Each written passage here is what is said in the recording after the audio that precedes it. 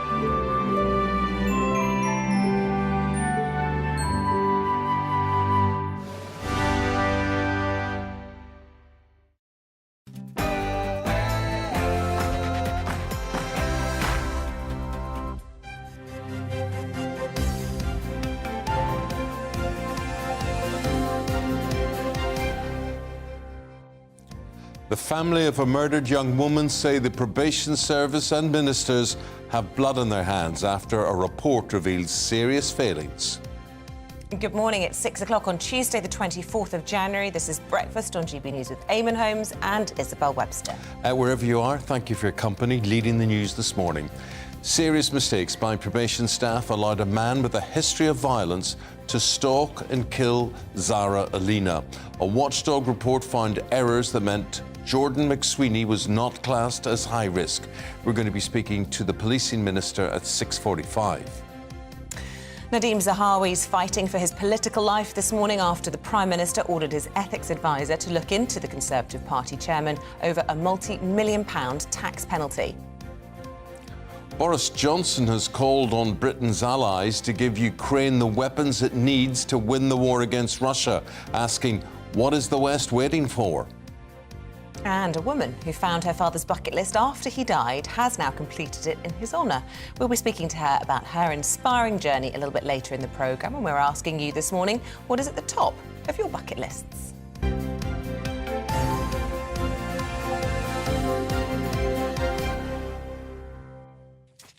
Bucket list. I would like to see a rocket launch from Cape Canaveral or Cape Kennedy or whatever they call it now. Yeah, mine are definitely travel related. Yeah. I used to really want to see the Great Wall of China, but I've kind of written off China now. But just some of the, 7 wonders of the world, I just want to see them all as I can. Well, I have seen the pyramids. And they're amazing? Yes, absolutely amazing, yeah. And they just sort of, you go through Cairo and then suddenly you go down these little windy streets and then they're there. Yeah. They're just there in front of you. I think on your deathbed, those are the things, apart from obviously family, it's, the incredible places you've seen and experiences you've had. So that's what a bucket list has to be all about. Yeah. United lifting trophies. That's a nice. I'd like to see more of that. Top story this morning with the time at 6:02. So a new report this morning has found serious failings in the handling of the probation of Jordan McSweeney. He murdered 35-year-old Zara Aleena just 9 days after his release from prison in June last year. The Chief Inspector of Probation highlighted a catalogue of errors within the service, which meant he wasn't treated as a high-risk offender when he should have been. Well, we're joined by chartered psychologist and CEO of Victim Focus, Dr. Jessica Taylor. Very good morning to you. And look, with your specialism in focus on victims, it feels appropriate to start by talking about Zara Aleena and how difficult reading this will be for her family. Yeah, I have a lot of empathy for her family this morning. I think that when you've been through anything like this and you've lost a woman to murder, to domestic violence, whatever it is, I think there's so much grief and so much trauma to process. But I think it's just made so much worse by knowing that there were so many people that could have stepped in and stopped this man from walking the streets, and that there were so many red flags here with this man. And I don't blame the family at all for feeling like a system that was set up to protect women, to protect Zara from this man, failed, and that is why she's no longer with us. Doctor, but why did it fail? That's the question. Is it a lack of staff? Is it a lack of training? Is it a lack of awareness? What do you think? So I have been in this sector since I was 19. I'm 32 now. So, it's really, there's people with a lot more experience than me. But even in that short time I've been doing this, I feel like we're finding the same failings over and over again. I feel like we're repeating history. We're talking about the staff aren't trained enough, there's not enough resources, there's not enough staff in the first place, that the training isn't advanced enough, that the evidence isn't, we're not paying attention to the evidence. And it's getting to the point where it feels like Groundhog Day. I feel like every report that's released is saying the same thing with the same failings, and we're not learning. I don't know how many more cases we need to get to the point where we're going to pay attention. But I mean, if it was purely just my opinion, I would say that we are not risk assessing these men accurately or based on the evidence. In Jordan's case, there were multiple offences, escalating violent offences, and it should have been enough to put them all together, not to look at them in isolation, and to realise that this man is extremely dangerous and he's very likely to do something that is life-changing. He already has in so many instances. So why have we just let this guy carry on? Yeah. It's really, really hard case. This is an awful case. It was absolutely shocking to see the CCTV at the time of his trial, which showed him following women, chasing them. I mean, he literally looked as though he was looking for his supper. It was one of the most animalistic CCTV things that I've ever seen. And you think of those women, and there's 5 or 6 of them. It could have been them. Absolutely, and there will be lots of women who are aware that they were possibly one of his victims and will be traumatised by this as well. But for people watching and listening, I just want to run through the key findings and get your reaction to this from the reports. They say he was released from prison on licence 9 days before the killing. He failed to attend any meetings with probation officers, and yet he was not recalled to prison at all. And although he was known to be a violent man, all of his history, as you say, had been viewed in isolation. And given what you're saying, there aren't enough risk assessments. Do you think the public have reason to believe that they're not safe from violent criminals? Honestly, yes, I do think that. I think that there is enough failing for us to believe that this isn't being done properly. I think that what you've just raised about the incidents being seen in isolation, in silos, is one of our biggest problems, because even for me, I've come across cases over the years where maybe a perpetrator has assaulted his ex-girlfriend, then they've split up, that's been reported but nothing was really done. Then he got with a new partner and the assault was more serious, but again, nothing really done. Then a new partner and he stalked and harassed her, then there was a restraining order, nothing really done. And then, a couple of years later, he's nearly killed somebody. Or in some cases, they have gone on and killed somebody. So sometimes I think when we've looked at those cases, we've sort of gone, oh, well, it was only an assault, it was only an argument, it was only harassment, maybe he was still in love with her. And we've sort of minimised or romanticised these men's behaviours. And actually what we were looking at was step by step getting closer and closer to killing a woman. The very disturbing thing, Jessica, all of it is disturbing, the whole case. But when you talk about lack of training, not enough staff, not enough resources, we could be talking about the prison service, we could be talking about the police force, we could be talking about ambulance drivers who are on strike today, we could be talking about teachers, we could go on. You know, really, there has to be a wake-up call. Either provide the service, government, and fund it properly, or don't pretend you're providing a service, because it's not really there. Yeah, no, I agree with that. I could not agree with that more, because we're getting to the point, as you say, where every single service is under such pressure. We are making fatal mistakes here, as you say, across medicine, across prison, across probation, you know, in the justice system. You know, a lot of decisions are being made purely based on lack of resources, lack of money, lack of decent training. You know, it's very common for professionals to be working in this sector with maybe half a day of training on this, sometimes one day. And if you think that they might have caseloads of 30 or 40 cases of abuse, sexual violence, domestic violence, stalking, harassment, and, you know, it's often, you know, one of the things that I do is go in and often retrain people when things have gone very wrong and they've found all of these failings. And sometimes it's shocking how little they know.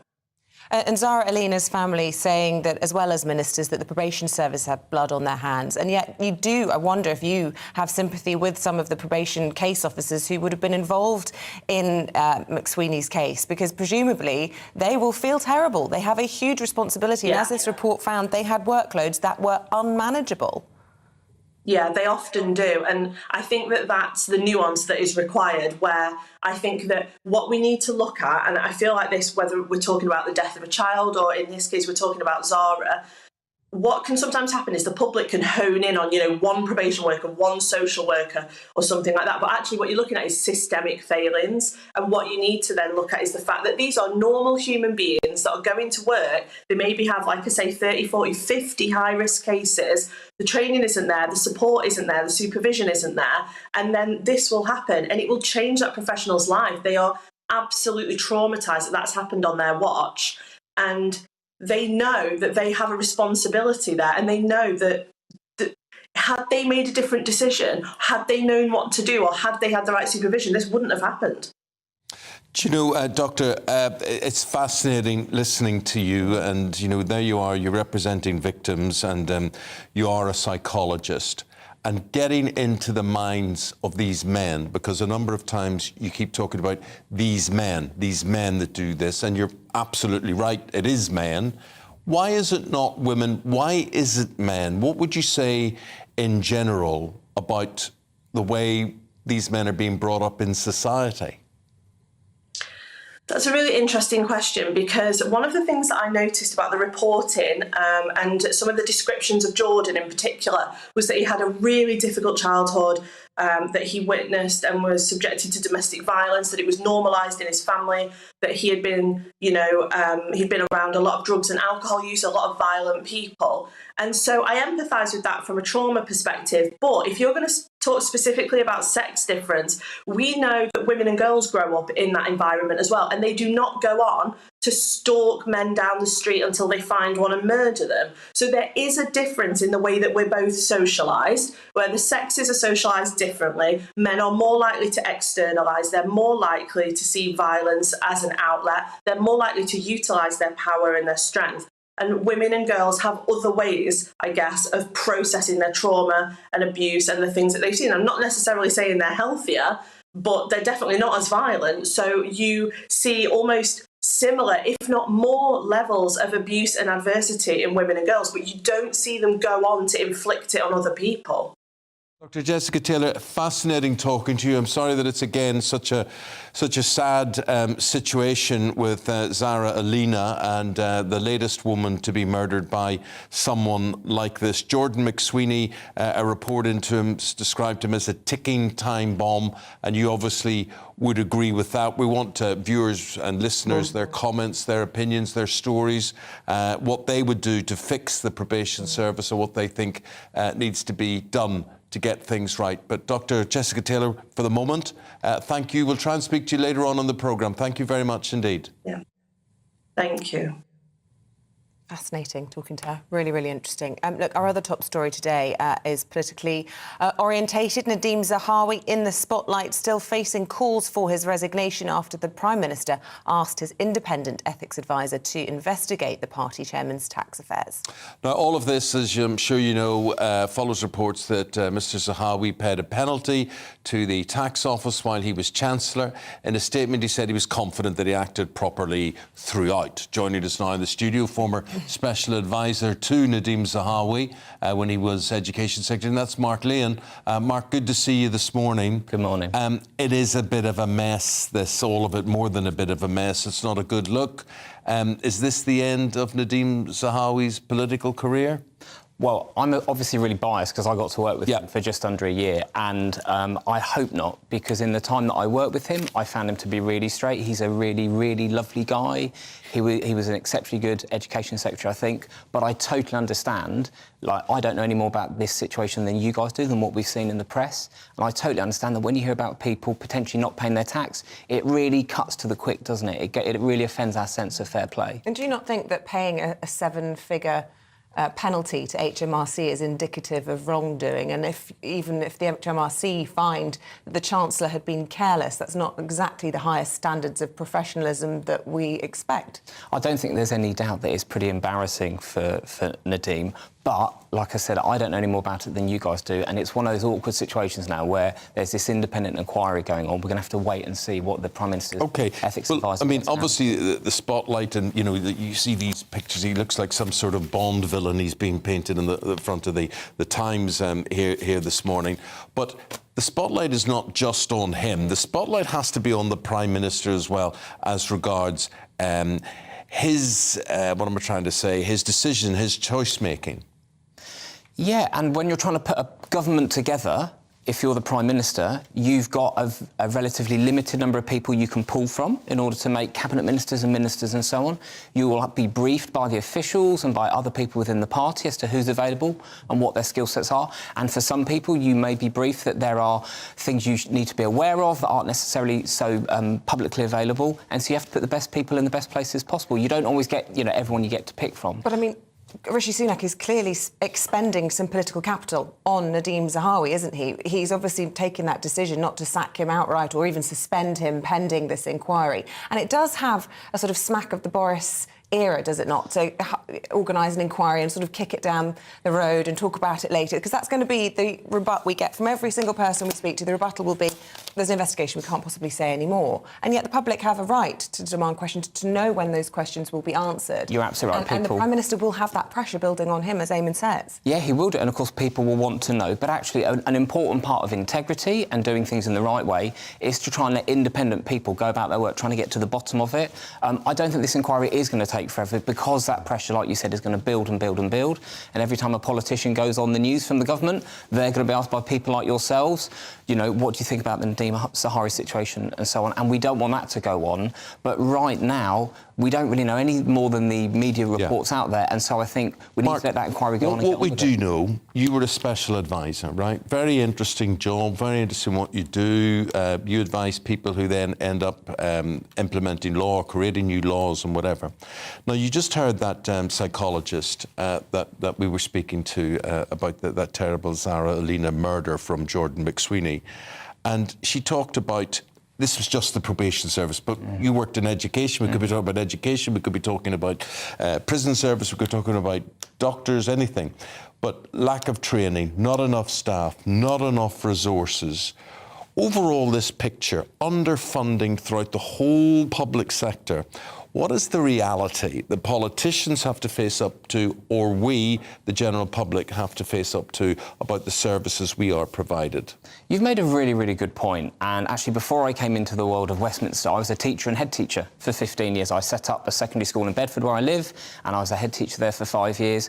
And you are right that in some parts of our public services, the amount of money available, which then enables resources and training for staff, that is an issue. But it isn't just about money. Mindset and the way stuff is organised is really important as well. Now, I don't always make myself popular with my teacher friends. I'm a third-generation teacher. Most of my friends are teachers. I don't always make myself popular when I point out that actually our school system is pretty well funded, particularly by international standards. It's what we do with that money and how that money gets to the right place at the right time that really matters. What are we doing with that money that is going to waste? So it's not that it's necessarily going to waste, it's just it's not necessarily getting to the right place at the right time. And again, coming back to Nadhim, when Nadhim was Education Secretary, we did an awful lot of work about trying to figure out the best way to organise our schools and our teachers in order that money and therefore resource and support could get to the right place at the right time. But that takes a lot of effort and time to do. And then to roll out changes in the public sector, because they're so big and they involve so many people and they involve so many, in schools cases, pupils and adults, that can take a long time. As Dr. Taylor was saying about the probation service and about working with offenders, that again is a very complex, One of the things that situation. really gets me about education is that when I look at the budgets and you want to give teachers a pay rise, then you've got to make cuts within your budget. So you'll have less teaching assistants or less teachers as a result of something like that. But also buildings. I look and I think, why is it the academics, teachers' responsibility to make sure that the double glazing is intact or that the roof is not leaking? It sort of seems to me unfair that their budget is being used in the maintenance of buildings. So again, you're making another really good point there. So actually, back in the autumn statement in November, the Chancellor Jeremy Hunt found an extra £2.3 billion a year for schools next year and the year after. That actually takes the amount of money per pupil back to record levels in real terms, back to where it was, and then a bit higher than it was under Labour in 2009-10. So the amount of money schools have to spend, like I said, is OK. On the capital side of things, the amount of money they need to maintain schools, that is an issue. We normally build schools to last sort of 60, 70, 80 years in pretty good nick, but we're replacing our school estate on the rate of 1 in every 400 years. So you can see that at some point a government is going to have to somehow find the money to do a lot of the maintenance, refurbishment and rebuilding of the school system. It's a huge Well, issue. it's a complicated and it's just a very depressing picture overall.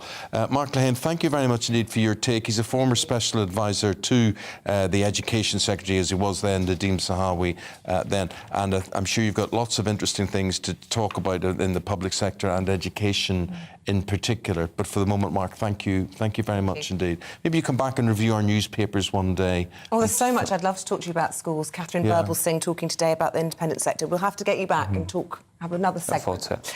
Right, with the time at 6:19, let's bring you up to date with the rest of the top stories this hour.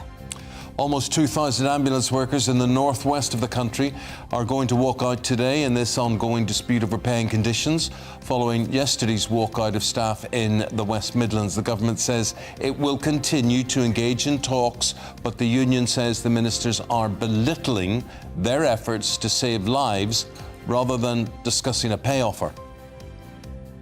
More than 170 arrests have been made during a 3-day crackdown targeting serious criminals. Knives, drugs, vehicles and cash were seized in the operation, involving more than 1,200 officers and 7 police forces.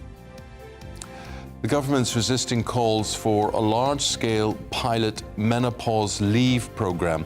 Ministers have also rejected making menopause a protected characteristic under the Equalities Act.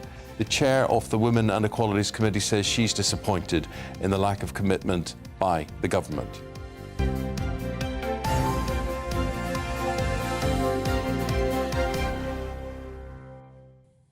So don't forget to let us know what is on your bucket list. We would love to hear from you. We were talking about bucket lists all throughout the course of the morning. Do you know, I've just thought of something. Another one.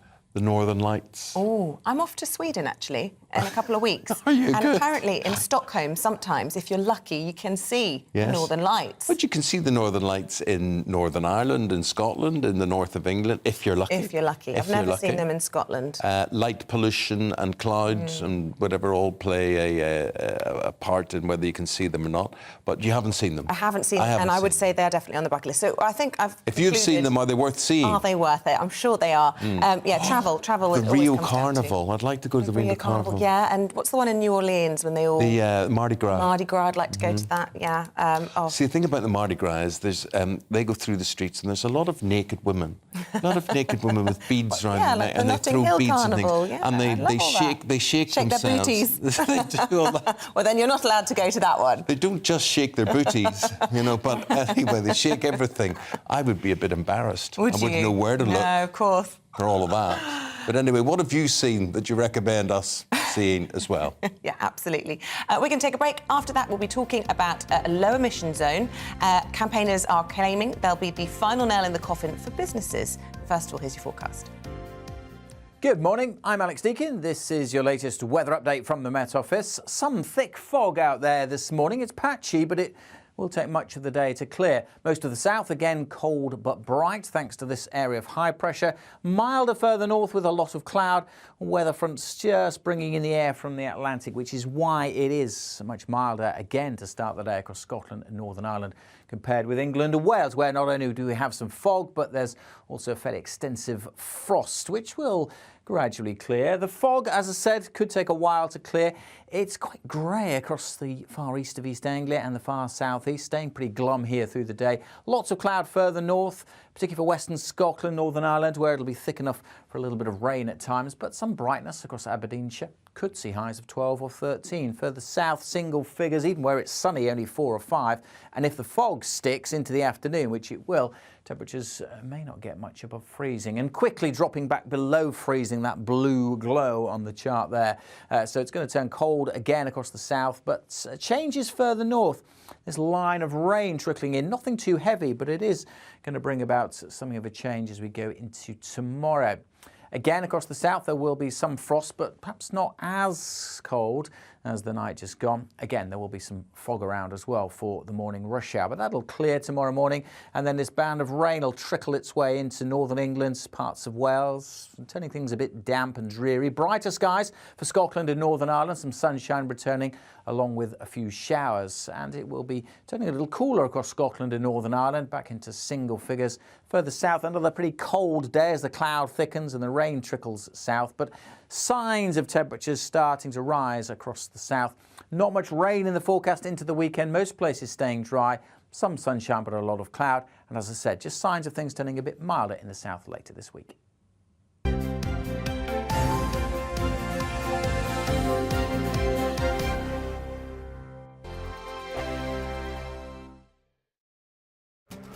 This year on GB News, we've got brand new members in the family. Join us. Across the entire United Kingdom, we cover the issues that matter to you. GB News will always stay honest, balanced and fair. We want to hear whatever is on your mind. And we don't talk down to you. The establishment had their chance. Now we're here to represent you. Britain's watching. Come join us on GB News, the People's Channel. Britain's news channel. Monday to Thursday, 9 p.m. till 11 p.m. Join me, Dan Wootton. I'll bring you the sharpest takes and hottest debates. Do you not believe in prison? I don't believe in prison. I'm completely stunned. I guarantee you there'll be no spin, no bias, no censorship. I actually was personally quite offended by it. And no reason to go to bed. So I guess they've always been quite woke. That's Dan Wootton tonight on TV, radio and online. Monday to Thursday from 9 p.m. till 11 p.m. on GB News. The People's Channel. Britain's news channel. We are GB News, and we'd like to say thank you to each and every one of you for bringing us your conversations, for helping our great nation find its voice. We are here for you on radio, television, and online, across England, Scotland, Wales, and Northern Ireland. It's not the BBC, you actually get your facts right. We are proud to be GB News, the People's Channel, Britain's news channel. I'm Mark White. As GB News Home and Security Editor, I cover those key issues that are so important to you. Our authorities, our communities doing all they can to combat violent crime. With the public services under unbearable strain, why are we still failing to control our borders? Defence, the first priority of any government, has been continually hollowed out. Can we trust our politicians to protect the armed forces? Join me, Mark White, on GB News.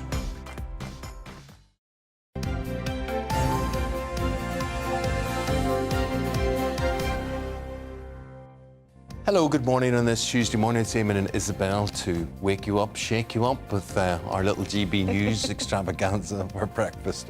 What are you laughing? I'm trying to be deadly serious here. Just wake you up, shake you up. I'm waiting for you to burst into song now. Were you? Yeah, Were anything? You indeed? The time is 6:26. I hope you're waking up and breaking up with whatever. No, none of that. None of that. Or like breaking up like I'm breaking up with your partner. Just cracking up with laughter at the pair of us. Look, lots more still to come on the programme this morning. 7:15, we've got the Policing Minister, Chris Philp, on. We'll talk to him all things policing, but also Zara Aleena and, of course, Nadhim Zahawi, and also talking about the state of the Met Police this morning. Almost 3/4 of diabetes sufferers say they feel stigmatised for having the condition. At 7:45, we're going to be speaking to the former X Factor finalist, Amelia Lilly. She was diagnosed with type 1 at the age of 3. Now, I know a lot of you will be very particular about type 1, which you're born with, type 2, which a lot of people think is more preventable and maybe has a bigger stigma with it as a result of that. Maybe later on in life you have onset diabetes and you don't know what to do about it, or you have solved it for yourself. Let us know what you think. So get in touch the usual ways, and they are, Isabel? GB News at gbnews.uk, or you can tweet us at GB News.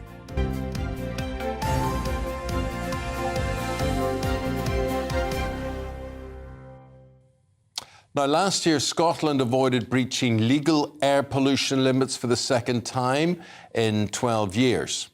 The last time was during the pandemic, when the country headed indoors and off the roads. The most significant improvement of air quality was recorded in Glasgow, where restrictions are rolling out in preparation for the full enforcement of a low-emission zone, always controversial. This is going to happen on June the 1st. Well, our Scotland reporter Tony Maguire has been looking into it. Did you know the literal translation of Glasgow from its Gaelic name is Dear Green Place? Well, it's about to become a whole lot greener. Scotland's largest city will enforce its own LEZ zone this summer, much to the delight of environmentalists and the dismay of the city's cabbie population. I spoke to Unite Cab Section Chairman Callum Anderson about the timing of the LEZ and the impact on cabbie livelihoods. The reason we're here today is that the taxi drivers in Glasgow were just looking for a little bit more time to transition into the low emission zone. Glasgow is the only city in Scotland to put such a draconian time limit on this. From the 1st of June this year, they want all vehicles, taxis to be compliant for getting into the city centre. The rest of the cities in Scotland have been given till at least 2024. We've been given till June 23. While we all want clean air, I've no doubt about that, it can't be at the cost of jobs and livelihoods, and that's exactly what this is doing. And it's livelihoods way beyond the taxi trade. In Glasgow, for example, we've got already people are so anxious about coming into the city. Glasgow City Council say that they fully appreciate this is a challenging time for the city's black cab drivers. A council spokesperson said, considering the delay in the original timescale due to the pandemic, it's reasonable that Glasgow enforces the LEZ at the earliest possible opportunity to help bring down pollution levels to a more acceptable level. Private bus companies, they were receiving grants up to 50% of the cost of a vehicle. We don't have such a luxury. This is down to each individual to finance it. Currently, the Scottish Government will offer a 0% interest-free loan for 6 years on a new vehicle, but new vehicles are over £60,000. We've asked them to give the same consideration to second-hand vehicles that are zero emissions capable. Now, the Glasgow market relies heavily on London for the second-hand vehicles because obviously our turnover is not comparable to London. There isn't any availability of these vehicles, but within the next year or two, they will become available. And if we could get the Scottish Government Energy Savings Trust to offer a finance package, it will be basically affordable and it will stop a lot of people leaving the taxi trade. New figures out just this week show that Scotland did not breach legal emission zone requirements in 2022. So the zone is working for the environment. But time will tell if Glasgow cabbies can find a way to make it work for them. Tony Maguire with GB News, Glasgow. So low emission zones, always controversial whenever they're introduced, but as my colleague was pointing out to me, there is sort of short-term pain, maybe for a long-term gain. Yeah, well, I'm always just thinking about future generations, and we've got to do what we can to get the air. That's not what the cabbies are thinking of. The cabbies are thinking of the cost in the here and now, and the cost of living crisis, and the fuel and grandchildren crisis as well, presumably. But you see, the thing is, people don't see immediately that they'll take a deep breath of exhaust fumes and it'll kill them. That's why we're all a bit stupid sometimes, because if we can't see things right in front of our noses, we necessarily don't believe them. But actually, we need to have a bit more foresight. Not saying, by the way, that the cabbies are stupid. They have legitimate concerns. You'll not get a lift in Glasgow. No, they have genuine concerns. They'll go up and they'll say, well, give that Eamonn a lift, he can get into my cab, but not what that I'm saying is if people can't see it in front of them, we're sometimes silly. Shush! Yeah, well... You know what I'm saying. Just don't be going to Glasgow anytime soon. Why? They've got lovely, green place. It's got lovely clean air. You'll be on a list. Cleaner than where I live. You'll be on a list. Here we go. Anyway, it's God's own country. I love Scotland. You know I do. Too late. After the break, we're going to go through the newspapers. Who have we got? We've got a Scottish, Amy Cameron, who will be on my side on this. And we've also got Martin Daubney, who'll probably be on yours. I'll see you in a moment.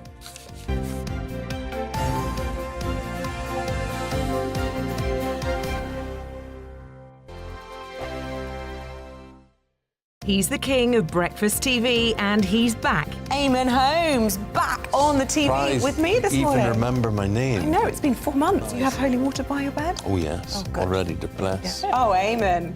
Oh. Why do you not believe anything I say? Eamonn Holmes back on GB News Breakfast at 6 a.m.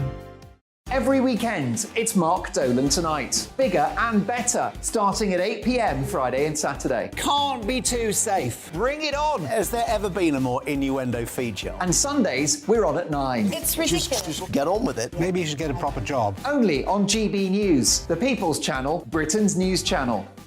I'm Michael Portillo. Join me on GB News on a Sunday morning for topical discussion, debate, arts and culture, and sometimes even ethical dilemmas. I don't always agree with you, Michael. Michael Portillo, Sundays on GB News, the People's Channel, Britain's news channel. Hello, I'm Michelle Dewberry, and you can join me every weekday 6 till 7 on Jubes and Kerr. You're an inspiration to us all. Clip that bit up. Well, you are. That's my ringtone. My political ambitions those days are gone, I can tell you. She's only teasing. Go on. He's probably going to want to lay down now. I'll give him 2 minutes. Let's respectfully disagree. That's what we like on Jubes and Kerr. Come and join us. GB News, the People's Channel. Michelle Dewberry, weekday evenings at 6 o'clock.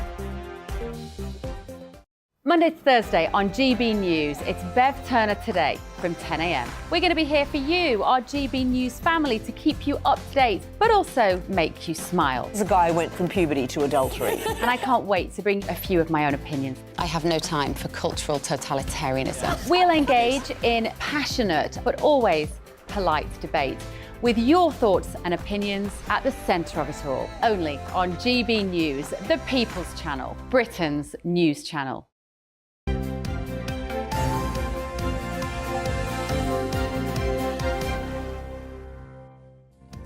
25 to 7 is the time. What we're going to do now?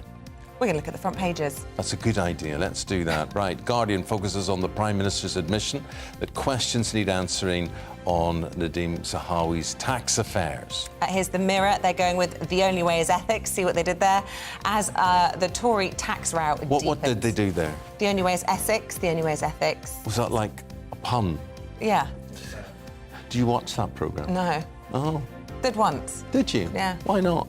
Why don't I anymore? Yeah. Because you know I have no time. Well, no time. Okay, but I thought you liked all that. I do like a bit of reality TV. I'm not going to lie, but I prefer Made in Chelsea, if I'm honest. And the Kardashians. Yeah, from time to time. Although this Kylie Jenner in this outfit, by the way, talking in the papers, we'll talk about it later, but I'm not into the lion. What's she doing with that lion head? I don't like that. That's not actually Kylie Jenner, but the lion head's a disaster. Anyway, we digress. Here's the Times. They're reporting that the Met Police risk hiring rogue officers because they're using online tests rather than face-to-face interviews. We will speak to the policing minister about that. Doesn't Nadhim Zahawi look like a Bond villain in that? Does, Isn't that, yes. yeah, I think that must be quite deliberate. The Mail features an article written by Boris Johnson that asks, what is the West waiting for as he calls on Ukraine's allies to help end the war with Russia? Well, when he says he doesn't mean end the war with Russia. He means escalate the war with Russia. Well, yeah, he wants Ukraine in NATO, doesn't he? But interesting to see him doing a war reporting, essentially, on the front of the Mail. He's on manoeuvres, some might say. We've got Amy Cameron and Martin Dobney to review the newspapers today. And Martin, what do you think of Boris Johnson and him being out there? I mean, forgive me for being somewhat cynical about this, but look, I just think this is a big grandstanding. The man who believes he is Churchill or could be Churchill. What do you think about this when he talks about ending the war with Russia? I think you just said what I was going to say. Right, OK. Yeah, I think you got it dead right. I think what's happening here is that there's this misdemeanour about some missing millions with Nadhim Zahawi, and let's send Boris to the Ukraine and get him on the front page and throw out some red meat, and let's look strong on the international stage and sound slightly Byron-esque with the ochre-coloured mud and the pleading eyes of the locals. It's Boris, posing as his hero. But you see, when you say let's send Boris, do you think the government's sending him there? No, I think and also, he's sending... he's not bothered about Nadhim Zahawi. He's bothered about the £800,000 loan that was facilitated by the then... Well, two concurrent scandals. Now, the story behind this is Chris Harborne, a guy who single-handedly bankrolled the Brexit Party, my old party, donated £1 million to Boris a couple of weeks ago. Everyone within our circle saw it. This is the beginning of the proper comeback of Boris. And here we are now with Boris, with his supportive friends at the Daily Mail all over the front pages. They're positioning him as the man of the moment. And I think it's a total diversionary tactic. I'm growing increasingly sort of cynical and weary of this war that's costing untold millions. But it's a classic piece, I think, of, look over here. There's nothing to see in Westminster. I mean, what do you think, Amy? I mean, there is an argument, is there not, that it's a positive thing to see Ukraine front and centre of one of our papers, as we are all becoming war-weary, and there is human tragedy still unfolding within Europe? Yeah, I agree, but that's not what this is, right? This is effectively a vanity project for Boris Johnson because he has no legacy to speak of in the UK. He can't mention levelling up because levelling up's been a monumental, let's say, underwhelm, rather disaster. He can't reference any of his other claims. Was Brexit done successfully? It doesn't look like it from where we're all sitting vis-a-vis Northern Ireland, etc. Levelling up is a farce. He presided over this government of corruption, which all of those chickens are now coming home to roost. And one question I have, separate but related, what is Boris Johnson spending his money on? Yes, the we did ask this yesterday. of money that man appears to need to sustain himself is staggering. He does get free holidays as well, a lot. So absolutely. These grace and favour houses that he lives in. And I just think from a... But he owns property as well, so he's been investing in property. He's buying houses. Has he been buying houses? I'm not sure. But it seems, to me, and I'm not an expert on these things by any means, to me it seems deeply troubling that someone with that much power appears to be so, to some extent, financially unstable. Why did a PM need an £800,000 loan? Surely that's a man who's vulnerable to pressure and influence. He has a lot of children. He does. Yes. The only thing I think, if you need that sort of money, when you need that sort of money, you're buying property. That's my view. What else? You're not buying a car. Because he found himself homeless in between. He's living in rented accommodation. Yeah, but he's buying property. Is he? Yeah. Do you know what I'm saying? I don't think you should have a PM who's that vulnerable to influence. You know, if we had a PM in huge amounts of debt, that would be seen as a sort of national security issue. I think you shouldn't have someone who appears to be that dependent on the types of characters who will then inevitably influence his decision-making. I find all of that really deeply troubling. Look, he's not Prime Minister anymore. Let's talk about the current Prime Minister, because he's admitted that there are questions that need answering surrounding Zahawi. He is the chairman of the party. Interesting that actually during PMQs last week, what the Prime Minister said is actually quite different from what he appears to know now. So presumably there's a lot of questions for him to be asking as well. Yeah, I mean, we don't know the full details of this. That will come out in time. Of course, I know Nadhim Zahawi was very financially solvent, well off, way before politics, particularly around selling shares in YouGov, the polling company, which of course is like omnipresent, and for many years I felt was the political campaigning wing of the Conservative Party, and hey presto, here we are. So there's a few missing millions. He's claiming it was just an oversight. There's an inquiry. Interestingly, the person who's heading this up, Dan Needle, the Tax Policy Associates, used to work, I believe, for Stella Creasy, Labour MP. So there could be a political element well, too. you say that, but he was hinting heavily. I started following him on Twitter yesterday, and he did some really interesting tweets, and he was hinting heavily that there is another MP that they're about to expose any minute now for tax avoidance or some sort of tax scandal, and he is not a Conservative. So the hint was that it was probably a Labour MP, and he did say he is able to separate his tax expertise in investigations. I'd be surprised if it is Labour, but I could be proven wrong. Okay. But the fact of the matter is, the ethics inquiry, I think, is a deliberate kind of stalling. Let's bog it down in bureaucracy and hope it goes away. People within his own party are saying his career hangs by a thread. It comes down to fair play, I think. It comes down to this sense of, are we actually all in this together? Because if I get my tax return wrong, I know I get fined immediately 10%. I got my return wrong a few years ago. Very easy to do. But I didn't get it wrong over 3 or 4 or 5 million quid. So I think he's in trouble, but I think he'll get away with it. I just do. Do you think you'd need an ethics advisor to determine whether or not, when you were Chancellor, that you told the tax office? Yes, because it stops politicians having to make decisions that will split the party and whatever.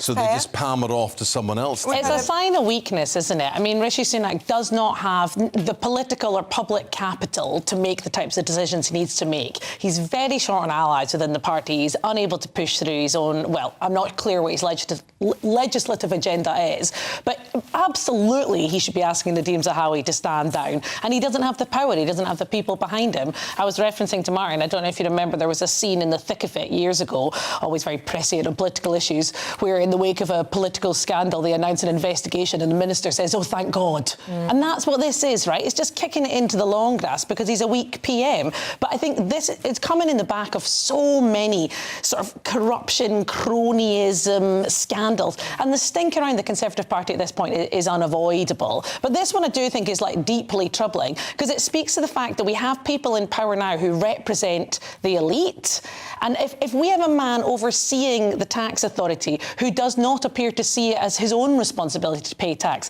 what does that say about the wider system and the people who are adjudicating over it? I think this one, I find it really hard to get energised around, you know, things like the seatbelt thing from last week, right? But this one does matter actually, because I think it speaks to the values that these people hold. We don't know yet that he's done any wrong, but so let's. Do you not think that paying out a 7-figure penalty is an admission of But doesn't necessarily mean, look, you know, when you're super wealthy, other people do everything for you. They can make mistakes too. It might not necessarily be his own thing. What I'm saying is we can't say this is corrupt cronyism until we know the full picture, let's be fair. But he was also reprimanded for the very aggressive legal action he was taking against Dan Needle, who was attempting to investigate it. That, to me, does not speak of carelessness. Again, I think at the point that you're sending cease and desist letters to somebody who's legitimately trying to investigate your tax arrangements. But that's not an excuse from a person of political power, What right? I'm saying is, before we say this government is riddled with sleaze and corruption, let's wait and find out the truth. Well, as somebody's emailed in saying,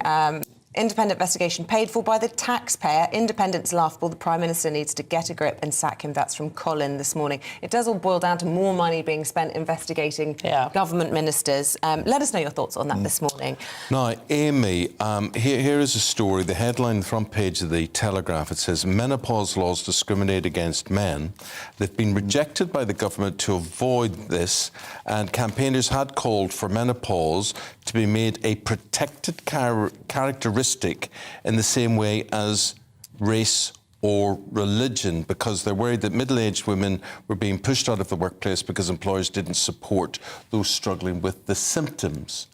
I'm surprised in this day and age now that has been knocked back. Yeah, and to be clear, they've knocked back even the suggestion there should be a sort of investigative review into legislation around this. I think it's worth saying, to her credit, that this has been brought forward by Caroline Noakes in her position on the Equality Committee. She's a Conservative MP, and they are asking that there is greater consideration given within the legislation to women experiencing the menopause. I think one thing that's been really healthy over the last couple of years years is a number of high-profile women coming forward to speak about how difficult their experience of the menopause has been, how difficult it's been to access the necessary medicine. And we're operating at the moment, as we all know, we talk about all the time, in a serious workforce crisis. Yeah. You know, post-COVID, we had a load of people retiring early. We are in a kind of panic about our ability to maintain a healthy workforce, and yet we know that women leave because also there's still too much discriminatory. But so do men. Of course, so do men. But if women are being forced out of the workplace because of a condition that they cannot control and that doesn't affect men, whether the menopause exists or not is a whole other... No, I don't know. I don't think people should laugh at that. I think it does. I'm actually being very serious about that. I agree with you. We spoke about this before. Yeah. You know, men of a certain age, you do start getting hot flush and all that. Well, as a man, I think this is the right decision. OK, well, we will come back to that topic because I have to say we will pause from the papers and come back to them because the Policing Minister, Chris Philp, does join us. Good morning. Good morning. Can we start by talking about your colleague Nadhim Zahawi? First of all, your own views, if you dare offer them to us. Do you think that paying a 7-figure penalty to HMRC when your Chancellor is appropriate behaviour? Well, I think the Prime Minister has said very clearly yesterday or the day before that there are some questions that need to be, serious questions that need to be answered about this whole episode. Obviously, the details of exactly what happened between Nadhim Zahawi and HMRC, I don't know and you don't know, and that's why this independent ethics advisor is going to be looking into this. I think the Prime Minister, as soon as he became aware that there were further questions to answer over the weekend, he took the decision to appoint the independent ethics advisor to look into it. That's the right thing to do, so let's wait for that report to come out, because to be honest, until we get that report, we are somewhat speculating, because we don't know exactly what happened, and that's why the investigation is so important. We've heard from Nadhim Zahawi himself, haven't we? He's come out and admitted that this penalty was paid. We know what his office was at the time, so therefore we know that he was in charge of the HMRC during that period of negotiation. That, to most ordinary people, is enough to indicate not the highest standards of professionalism that we expect, and it erodes public faith in public office. Well, we don't know exactly why that was paid, but there are definitely very serious questions to answer, as you've just said, and that's why we need a proper independent investigation by the ethics advisor to get to the bottom of this properly, to really understand what happened, and then obviously the Prime Minister can respond accordingly. So I think the Prime Minister's done the right thing by acting quickly to get this independent investigation set up. That's the right thing to do. You know, in defence of Mr Zahawi, it is a very complicated issue, as Mr Philp was saying. We don't know why it was paid. We don't know if it's a penalty. We don't know if it's some sort of difference in all of this. And I think, again, we just got to wait till this is sorted out. People hear tax, of course, Chris, and they think, oh, well, you're guilty of sin. That could pay for 500 nurses, that could. And as you say, well, let's wait to find out what the independent commissioner makes of all of this. Look, I want to talk about organised crime.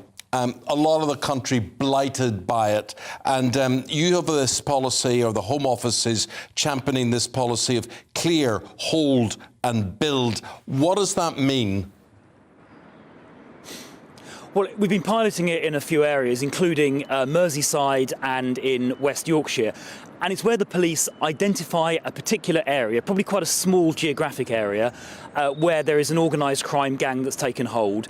And they focus their resources intensively on clearing that organised crime gang out of the area, ideally arresting them, getting them put in prison. And then secondly, holding the area, making sure that no other criminal gang steps into the gap that's been left behind. And then thirdly, building community resilience, which means treating people with drug problems, building up and supporting community groups. It's worked really successfully in places like Merseyside, where it's been trialled. That's led to 420 arrests, I think 11 seizures of illegal firearms, 90 vehicle seizures. And in West Yorkshire, where it was also trialled, I think it led to a 47% reduction in burglary and a 27% reduction in drug arrests. So having seen it work so successfully in those areas like Yorkshire and Merseyside, we're now, together with the National Police Chiefs Council, rolling it out across the country so that same success can be repeated across the whole country. Because these criminal gangs do blight lives, as you say, dealing drugs, committing violent offences against other gangs and sometimes against the public as well. We need to clear these gangs out, get them put in prison, which frankly is where they belong, to make sure the public are kept safe. Yeah, well, look, Minister, I just want to ask you, who are these gangs? Where are they coming from? Are they homegrown? Are they coming from other parts of the world? Well, I mean, it's a variety. We see some organised criminal gangs coming into the country illegally. We see plenty that have been here for a number of years themselves. But whether they're coming into the country or whether they're here already, we are going after all of them to get them put in prison. And by the way, where someone who's a foreign national is convicted of a criminal offence and gets more than a year in prison, they are bound to, the government is bound to try and deport them under the Borders Act, which return them to their country of origin, which is what my colleague, the Immigration Minister, is focusing very hard on doing as well. Look, you were talking there about criminals being in prison where they belong. I want to talk to you about Jordan McSweeney, who qualified, didn't he, for release under conditions which he didn't meet, and it wasn't followed up. And he went on 9 days after being released from prison to violently rape and murder Zara Aleena in a case which shocked the nation. Now, this damning report into the Probation Service has come out, and the question that it begs, really, is, are the public safe from violent criminals? Well, I mean, the appalling murder of Zara Aleena shocked the whole country, and I just want to repeat my condolences to her family for the appalling murder of which she was a victim, as you've just said. The perpetrator was out of prison on licence, as you say. He breached those licence conditions, and according to a report by the inspector, and that I think came out yesterday, he should have been recalled to prison. The Probation Service, I think, has completely accepted the recommendations the inspector has made. They're making changes to the way they risk assess offenders. They're putting more resources into it. They've hired, I think, an extra couple of thousand, 2,500 probation service staff in the last 2 years. They're increasing their funding by £155 million to make sure this doesn't happen again. They're supervising, I think, over 200,000 offenders. This kind of incident is thankfully very rare, but it is appalling and heartbreaking when it does happen, and that is why these lessons are being learnt, changes are being made. I think one of the individual probation officers who involved in the decision making is subject now to disciplinary proceedings, and we do need to make sure this kind of thing doesn't happen again, because it's appalling and it's heartbreaking. Although, you know, it's terribly sad for many of those individuals in the probation service who this report exposed as having unmanageable workloads, and we heard a lot in the report about the fact that the cases were being viewed in isolation, in these silos, and it does beg the question whether or not they're being given the appropriate training, the appropriate support, whether or not they're being able to do the job that they're being asked to do. Yeah. So one of the changes being made is to start drawing on a wider range of information in making these risk assessments. So it's not in silos, as you just said. That's one of the changes being made. You made the point about workload, and that's why, as I said a minute ago, 2,500 extra probation officers have been hired and are now being deployed, and the funding is being increased to address exactly that workload issue that you just rightly pointed to. Minister, the pressure on getting that workload right and hiring new recruits. Front page of the Times today, the Metropolitan Police risks hiring rogue officers because of online tests, meaning that when staff are employed or they get through the interview process, they're not being interviewed in person. What's your view on that? Yeah, so I saw that report and I have looked into it. So a number of police forces during COVID temporarily suspended face-to-face interviewing. The vast majority of forces have now, as you would expect, reintroduced face-to-face interviewing. I think even in the Met case, although they are currently doing interviews, I think online, they're going to reintroduce face-to-face interviews fairly shortly. They were still doing and are still doing face-to-face things like medicals, and I think face-to-face role plays as well. So it's not true to say that people are getting hired into the Met without being seen face-to-face at all. They are getting face-to-face contact, and the interviews are going to get reintroduced in addition to that shortly. There have been problems, serious problems, as you probably know, with vetting that have come to light recently. So there's a whole load of work going on to make the vetting process a lot more rigorous. That's going to be published in February next month. And in addition to that, we're reviewing the process for police dismissal. So where a police officer has committed misconduct or just hasn't been doing their job properly, it'll be easier for the chief constable to take action and remove them from the police service. So there's a whole load of work going on in this police conduct area, partly following a report by the inspector a couple of months ago, but also following those two particularly terrible cases of Cousins and Carrick. So there's a lot of work we're doing in this area. Chris Philp, thanks for your time this morning. Really appreciate it. Chris Philp is the policing minister, live there from College Green at Westminster. Thank you very much indeed. Well, stay with us. We're going to discuss those failings in the probation officer's report that we were just discussing with the policing minister there, and we'll have more on Nadhim Zahawi at the top of the hour as he fights for his political future. Let us know what you think after the weather. Good morning, I'm Alex Deakin. This is your latest weather update from the Met Office. Some thick fog out there this morning. It's patchy, but it will take much of the day to clear. Most of the south, again, cold but bright, thanks to this area of high pressure. Milder further north with a lot of cloud. Weather fronts just bringing in the air from the Atlantic, which is why it is much milder again to start the day across Scotland and Northern Ireland compared with England and Wales, where not only do we have some fog, but there's also a fairly extensive frost, which will gradually clear. The fog, as I said, could take a while to clear. It's quite grey across the far east of East Anglia and the far southeast, staying pretty glum here through the day. Lots of cloud further north, particularly for western Scotland, Northern Ireland, where it'll be thick enough for a little bit of rain at times, but some brightness across Aberdeenshire. Could see highs of 12 or 13. Further south, single figures, even where it's sunny, only 4 or 5. And if the fog sticks into the afternoon, which it will, temperatures may not get much above freezing. And quickly dropping back below freezing, that blue glow on the chart there. So it's going to turn cold again across the south, but changes further north. This line of rain trickling in, nothing too heavy, but it is going to bring about something of a change as we go into tomorrow.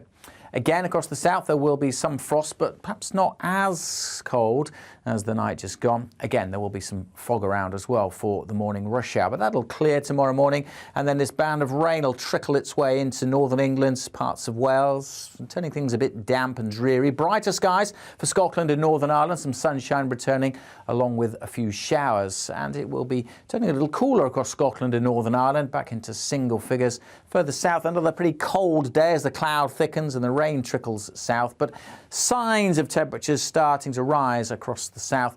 Not much rain in the forecast into the weekend. Most places staying dry. Some sunshine, but a lot of cloud. And as I said, just signs of things turning a bit milder in the south later this week.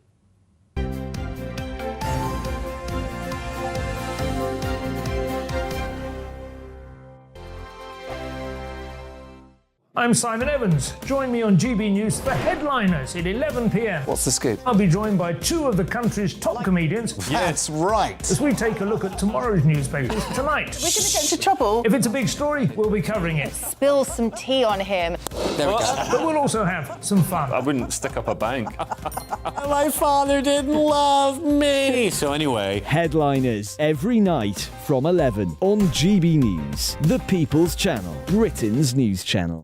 Join me, Patrick Christie's, Monday to Friday, 3 till 6. We tackle the day's news agenda like you've never seen before. It's high tempo, high octane, the most controversial topics, and the best guests. You will not be able to take your eyes and ears off it. I'm not afraid to ask the questions that you really want answered. 3 till 6 p.m, Monday to Friday on GB News, the People's Channel, Britain's news channel. Hi, Andrew Pierce here. Join me every Friday lunchtime for a proper no-nonsense debrief of the week's events. With special guests in the studio and the GB News team on the ground, I'll be getting you up to date with news, some intelligent discussion, and my own sharp take. The weekend starts here with me every Friday lunchtime on GB News, the People's Channel, Britain's news channel. I'm Andrew Doyle. Join me at 7 o'clock every Sunday night for Free Speech Nation, the show where I tackle the week's biggest stories in politics and current affairs with the help of my two comedian panellists and a variety of special guests. Free Speech Nation, Sunday nights from 7 on GB News, the People's Channel, Britain's news channel. We are GB News, the People's Channel. And right across the United Kingdom. You can find us on Sky Channel 512, Virgin Media Channel 604, Freesat Channel 216, Freeview Channel 236, and YouView Channel 236. You can also take us with you on DAB Plus Radio, with the GB News app and at the website gbnews.uk. We're absolutely everywhere. Come join us on GB News, the People's Channel, Britain's news channel.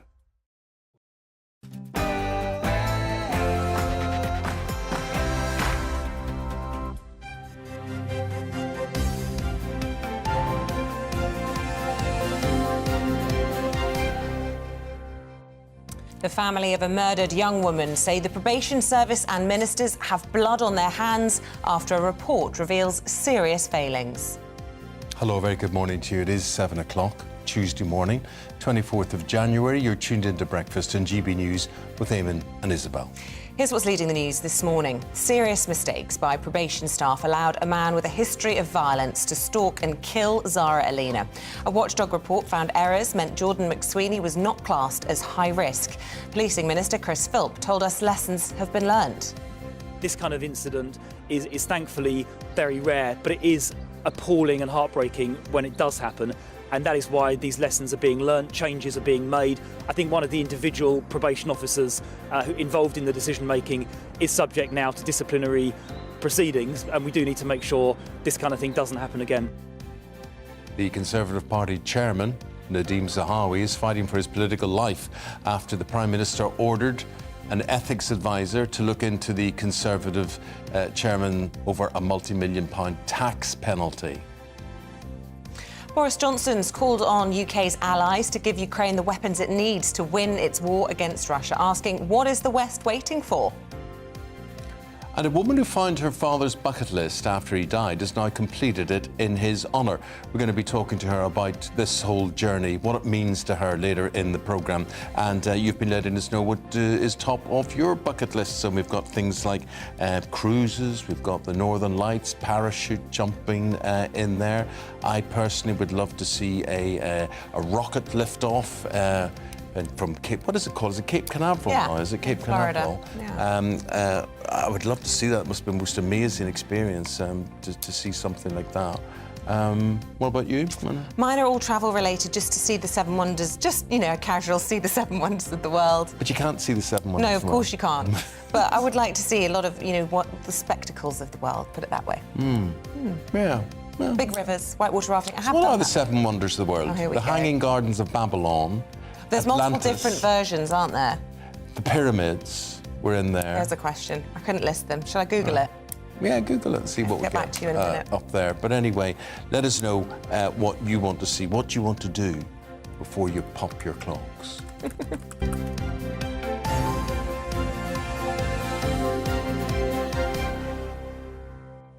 So the Seven Wonders of the world are? The Colosseum in Rome, I've seen that. The Great Wall of China, that was on my list, but I've struck that off. Taj Mahal, seen that. Christ the Redeemer in Brazil. No, haven't Machu seen Picchu that. in Peru. I don't know if this is the traditional Seven Wonders. The Chichen Itza in Mexico and Petra in Jordan. I've seen Petra in Jordan. Have you? So I've done 3 of those. Beautiful. Incredible, absolutely incredible. Did it on horseback. It was amazing. Did you? Oh, it's nice, these bucket and spade holidays you go on. I used to, pre-children. Now I'm stuck with a bucket and spade. Anyway. That's just the husband. 3 minutes past 7 o'clock. Top story today is about a new report which has found serious failings in the handling of the probation of a man called Jordan McSweeney. Yeah, he murdered 35-year-old Zara Aleena 9 days after his release from prison in June last year. The Chief Inspector of Probation highlighted a catalogue of errors within the probation service, which meant he wasn't treated as a high-risk offender when he should have been. Well, earlier we spoke to chartered psychologist and CEO of Victim Focus, Dr. Jessica Taylor. She was absolutely fascinating. Here are her thoughts on the whole case. I feel like we're finding the same failings over and over again. I feel like we're repeating history.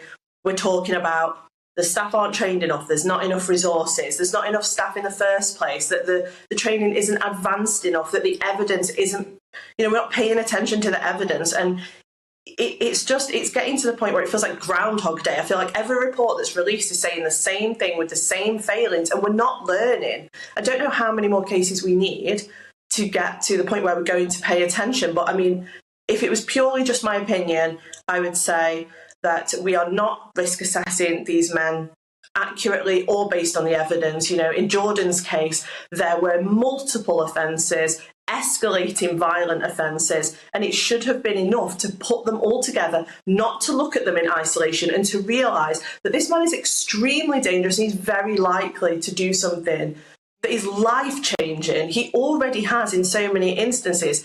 So why have we just let this guy carry on? Well, we're joined now by the General Secretary of Trade Union NAPO, Ian Lawrence. Good morning to you. I should just give you the breakdown of what that stands for. It's the National Association of Probation Officers. Good morning. Good morning to you. A damning report, then, into the probation service. It is. And Eamonn, I remember you interviewing me 7 years ago on another outlet, and I warned of this with the government's plans to privatise probation service.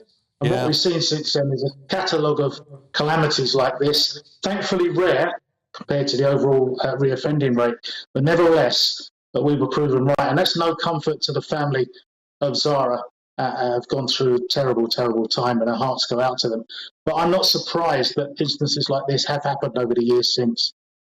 Ian, I'm not surprised either. And I can't stand politicians coming on and just smoothing over what are the obvious failings. And you're right, we did talk about this before, and so it has come to pass. A lack of training, a lack of resources, a lack of staff feeling appreciated and wanted, and the fact that they're useful in society. So it's easy. You know, Isabel and I could sit here throwing bricks at you, basically giving you a kicking about all of this. But surely it is deeper than all of this. If we want a probation service, we've got to respect it and fund it properly, surely. Absolutely, Eamonn, you're spot on there, and I thank you for your observations. The report, however, doesn't just look at probation, it looks at the agency failings in this case. Prisons, for example, where vital information was not passed across to the probation service. And the probation service, when they first dealt with the client, was run by a private community rehabilitation company, as you know. I'm not blaming the staff there, because they were trying to operate a new government regime that cut corners and where training and process was insufficient. But throughout this case, there's been a lack of vital information passed on to the next stage. And I absolutely accept the recommendations in the report, and our members will. But I think what needs to be said is the pressure in London probation on its own is huge. Vacancies, staff shortages you just mentioned, and sheer overwork and overload. And that's the issue I want to take up directly with the Secretary of State for Justice, if he will just meet with us. I mean, all his mates are meeting with trade unions at the moment. What's wrong with meeting with us so we can explain the real problems our members face at grassroots? I did just speak to Chris Philp, who's Policing Minister, and talk to him about this case. He said, from the government's point of view, lessons have been learned. Do you agree? We've heard lessons being learned before. The only way we're going to learn lessons is to make sure we have a properly staffed, properly funded service with experienced officers who can help the new trainees coming in. We welcome the fact that new trainees are coming in. We're making progress there. We welcome the fact that some issues are being tightened up. Recall, for example, that's an issue in London particularly, and we'll be engaging with London Regional Management to have a good look at why recall is taking so long. So there are things that are being done. There are good lessons to be learned. But these things shouldn't happen if we had a properly joined up justice system, and that's the bigger problem. Could you go into specifics, Ian, in any way? We never want to hear another murder like Zara Aleena's. We never want to hear someone like Jordan McSweeney has slipped through the system, or the system has failed in picking out the various warning signs associated with someone like him. But just from a practical point of view, if someone's thinking of becoming a probation officer, how worthwhile a job is it, or are you just asking for trouble? It is a fantastic vocation that does massive good for the community and public safety. It's a very highly skilled profession. And, you know, people say to me, the money's not great, and it's not just about the money, it's about helping people. And some of that's been lost because people are just being basically put upon daily and given 6-7 new cases a day because there aren't the people around to cope. We've got to deal with that. We've got to help families. We've got to help the public feel safe. And that's exactly what we're about. And, 2 women a week are murdered by male perpetrators on average. That's appalling.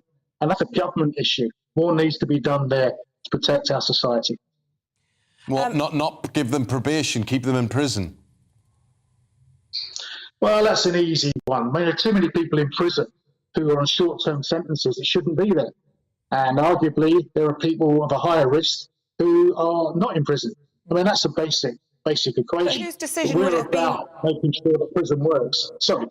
Well, no, I interrupted you, I'm sorry, but I just wanted to know whose decision in Jordan McSweeney's case would it have been to let him out before his sentence was completed, admittedly on licence. But, it seems obvious to anyone that he was a very dangerous individual, and look what happened. So people are convicted of what's known as the index offence, be it arson or burglary or whatever. So the previous history ought to be a factor in sentencing, but that previous history clearly, from the inspector's report, was not properly communicated to the various people involved. And vital information that would have allowed a higher risk factor to be placed on McSweeney wasn't made. And you're right, you've read the report. All our members can deal with what's in front of them. And if vital information is not provided to the practitioner, then that can explain why things like this happen. Ian, thanks very much for your time. Thanks for explaining so much there. Ian Lawrence is the General Secretary for the National Association of Probation Officers. We'll leave it there. Thank you very much indeed. It's such a haunting case, that, isn't it? When you think of the CCTV footage that we all saw after that trial of him stalking the streets, chasing victims. Random women, many of whom, thank goodness, survived and will be so chilled by all of this. But also, thank you to those who seek that vocation of being a probation officer, people doing a job that others won't do. You just need to be better supported than you are. Your views at home, let us know. Meanwhile, Nadhim Zahawi is facing calls for his resignation after the Prime Minister asked his independent ethics advisor to investigate the Conservative Party chairman's tax affairs. It follows reports that Zahawi paid a penalty to HMRC whilst he was Chancellor. Well, in a statement, he said he was confident that he acted properly throughout. Now, earlier in the programme, Policing Minister Chris Philp told us we should wait for the outcome of any investigation. The Prime Minister has said very clearly yesterday or the day before that there are some questions that need to be, serious questions that need to be answered about this whole episode. Obviously, the details of exactly what happened between Nadhim Zahawi and HMRC, I don't know and you don't know, and that's why this independent ethics advisor is going to be looking into this. I think the Prime Minister, as soon as he became aware that there were further questions to answer over the weekend, he took the decision to appoint the independent ethics advisor to look into it. That's the right thing to do, so let's wait for that report to come out, because, to be honest, until we get that report, we are somewhat speculating, because we don't know exactly what happened, and that's why the investigation is so important. Joining us now is the former Special Advisor to Nadhim Zahawi when he was Education Secretary, Mark Lehane. Good morning to you, Mark. Look, really interesting, all of this, and it certainly seems from a lot of people that have been speaking to us over the last few days that Nadhim Zahawi is well-liked, an incredibly personal person. He has a successful track record in business, and he was an effective vaccines minister. So he has a certain amount of political capital that's being spent on him because of those reasons. But you must agree that those can't be justifications for allowing this kind of impropriety, if that is what it is, to go ahead. The Prime Minister has to act swiftly on this. I mean, any case like this where it emerges that potentially people haven't paid the tax they should when they should cuts to the quick, doesn't it? It offends our sense of fair play. I'm like everyone else, I don't know any more of the details than you guys do, and obviously I'm biased because I did work with Nadhim for nearly a year, and so we are going to have to wait for this independent inquiry to get to the bottom of it. But that said, having worked with Nadhim, he was always very straight. As you said, he's very well liked in Westminster. He was very good at including people, and he's a very organised guy as well, very effective guy. So I think, we'll have to wait and see what comes out, and I'd be surprised if what came out was much different to what we've heard already. Well, that's what I was going to say. There's a lot of frustration from the sort of noise that I've been reading and seeing that does it take an independent investigation based on what we already know, which is that he was Chancellor at the time, that he paid a penalty to an organisation that he was in charge of. It's an apparent conflict of interest in any walk of life, surely. It's obvious. Well, I think the sooner that this inquiry can do its thing and then the rest of us can hear what it found, the better, because as we're already experiencing, every time a politician comes on the news, they are rightly going to be asked by you guys and other people what's going on. So I think the sooner they do it, the better. Mark, we spoke earlier in the programme, and the reason that you were a SPAD, a special advisor to Nadhim Zahawi, is that you were a teacher, you were in the Department of Education, he was the Education Secretary at that time. And we're looking at public services, and you heard the probation guy in the previous interview talking about how underfunded it is, how there's not enough training, there's not enough staff, there's not enough resources. I would suspect something that you would echo in the teaching profession. And the reason I say this is education affects all of us, whether we have children. We've all been through the system ourselves, for better or for worse. So this is something that we really all should have an interest in. I mean, one of the great things about working in education, I was a teacher and head teacher for 15 years and I've worked in education policy since, is, as you said, everyone has a view about it. Obviously, more money is always nice if you work in schools. That said, we are quite lucky in this country. We have some of the best funded schools in the world when you compare to other international systems. We don't have as good outcomes as many other countries.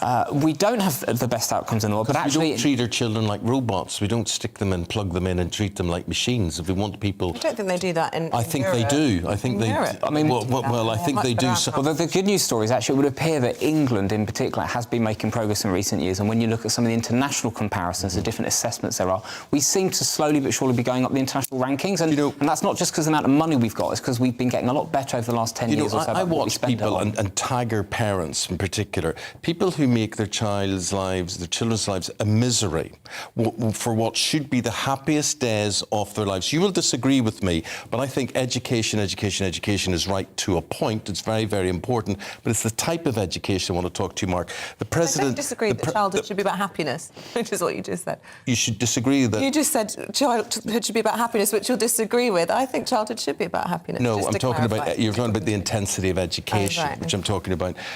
Michael D. Higgins, the President of Ireland, in a recent interview, he's saying that I really think myself that time at home should be just that, time at home, and time in the school is an educational experience, and homework as such should get finished in school. People should be able to use that time at home for other creative things and family time. Do you agree with him? I think there's a balance to be struck. In fact, the school I was head teacher of, Bedford Free School, we made the school day longer so we could build some time at the end of the school day for homework, for prep. I mean, when I look back at my own time and then as my time as a parent, which was actually worse, teaching your kids or doing homework with your kids than actually having to do it yourself. I totally agree on both occasions. Having an extra couple of hours at school would have been a much better solution for all families, I would have thought. I mean, different places will do it differently. Homework is like lots of things. If you get it right, it can really make a difference to kids and be really transformational because it gives them greater time and opportunity to practice stuff, retrieve stuff from their memory and become fluent in it. If you get the task wrong, open-ended tasks, we've probably all done the horrific papier-mâché volcano or building a fort. Stuff like that might seem like a great idea, but actually we all know that becomes a family project, not a homework thing for the kids. So Why is that deemed to be a school idea when your children forget to tell you until 7 o'clock on a Sunday night that they need 4 fairy liquid bottles and a cornflakes You can't get away with that anymore. They school email you about 10 times a day with what the parent has to do. And normally it's 7 o'clock on a Sunday night at the end of half term when you've had the whole half term. Yes. The key thing with homework is, can you keep it concise? Can you keep it specific? And most importantly, don't make it an open-ended task. Make it very focused and specific what you need them to do. Top tips. Wow. Very good, very good. Mark, come back and talk to us again sometime. Thank you very much indeed. As I say, education is something that affects everyone. Homework, what is your view? Personally, I would ban it. Have it done in school or not at all. It is work, it's like slave labour almost, making kids, they get up, 6, 7 in the morning, and they're still working at that time at night. When I was at school, we had 9 subjects a day, and I had 8 homeworks a night. 8 homeworks a night. I loved homework, but you knew I'd say that. I loved it. It's just how I was brought up. It was fun. Enjoyed it. I'm allowed to have a different view, though, aren't I? Oh, you're so allowed. Good. You're allowed to be weird, Isabel. Good. Yeah, you're absolutely I'm on allowed. my own on that one. It's your right. You like 7:19. Why would you like homework? Why? Because I got to learn my French so that I could do well in the test the next day, which I enjoyed doing. So, like, you weren't watching Top of the Pops, or No, I would do my homework between 7 and 9 p.m. and then I'd be allowed to watch something at 9 o'clock. It was regimented. Gosh. Anyway, I'm very anti-homework, very, very anti-homework. Yeah. Very pro-education, very anti-homework. 19 minutes, well, it's like 20 minutes if you just wait 2 seconds, 1 second, boom, it's exactly 7:20. Let's bring you up to date with the rest of the top stories. More than 170 arrests have been made during a 3-day crackdown targeting serious criminals. Knives, drugs, vehicles and cash were seized in the operation involving more than 1,200 officers and 7 police forces. See, I would have said 1,200 officers, but that's the way I was educated. Oh, God. Do you not think 1,200 makes it harder for you? I don't know, I just read it how it came out, I don't know. You saw a lovely holiday picture there. Holiday makers are being warned, though, to stay alert when booking trips online. Why is that? With cost of living pressures making people more vulnerable to scams. Now, online safety experts are urging prospective holiday makers to look out for fake deals on holiday websites. How do you know? Yeah, How do you know? Footballer Harry Kane has equalled Jimmy Greaves' goal-scoring record for Tottenham of 226 goals. The England captain scored the first and only goal of the game during Spurs' Premier League match against Fulham last night.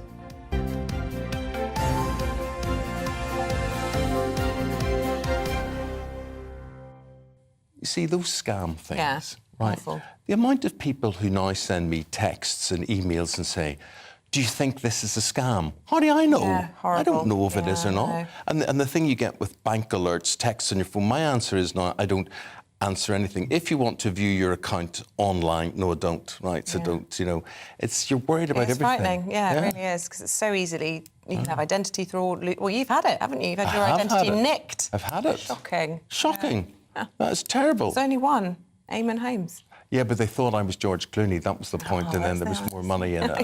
It's a curse I have to bear, going around looking at this. Right, NHS pay disputes, no sign of ending. We're going to the northwest now. Ambulance workers walking out again all over the country. This is over pay, it's over staffing, it's over conditions, it's over public safety as well. And it comes as Rishi Sunak insisted that giving pay rises to striking staff would lead to money being taken away from elsewhere in the NHS budget. Sounds like a threat to me. Our Northwest of England reporter Sophie Reaper. Well, Sophie, you're on a picket line. That's in Lancaster. Tell us more. Well, a very good morning to you both. Yes, I'm in Lancaster this morning. The picket line is just starting to pick up. People starting to show their support here. Around 2,000 ambulance workers who are members of the GMB union will walk out in the northwest alone today. So that's people like paramedics, emergency care assistants, call handlers, all of whom are striking over pay and working conditions. Now, people in this region today are being warned only to call 999 in an emergency life-threatening situation, because resources will be what they're describing as severely restricted. Now, in a statement, paramedic and GMB representative Paul Turner said Northwest ambulance workers are angry. Instead of talking about pay for this year to resolve this dispute, ministers are demonising us and belittling our efforts to save lives. The NHS is collapsing, yet we have been waiting 2 weeks today for another meeting with ministers. The only way to solve this dispute is a proper pay offer. We are waiting. Now, we already know that ambulance workers from GMB and Unite will also be striking on the 6th of February, and that's going to be alongside nurses who are members of the Royal College of Nursing, and they're saying that this will cause the biggest disruption to the NHS that we've ever seen before. Now, despite that, the threat of that happening, though, it looks like it will happen because the government seem unwilling to budge on negotiations. Yesterday, Prime Minister Rishi Sunak said he can't wave a magic wand and resolve all of these strikes, and that if he were to give NHS staff such as ambulance staff or nurses a pay rise, that money would have to come from elsewhere in the NHS. Thank you, Sophie. Thank you very much indeed. With that, we will take a break. Paul Coit is the man with a plan, and he's going to be talking all things sport, including the sacking of Frank Lampard as the Everton manager. He didn't quite reach a year in the job, but I think he'll have got a good payoff after this.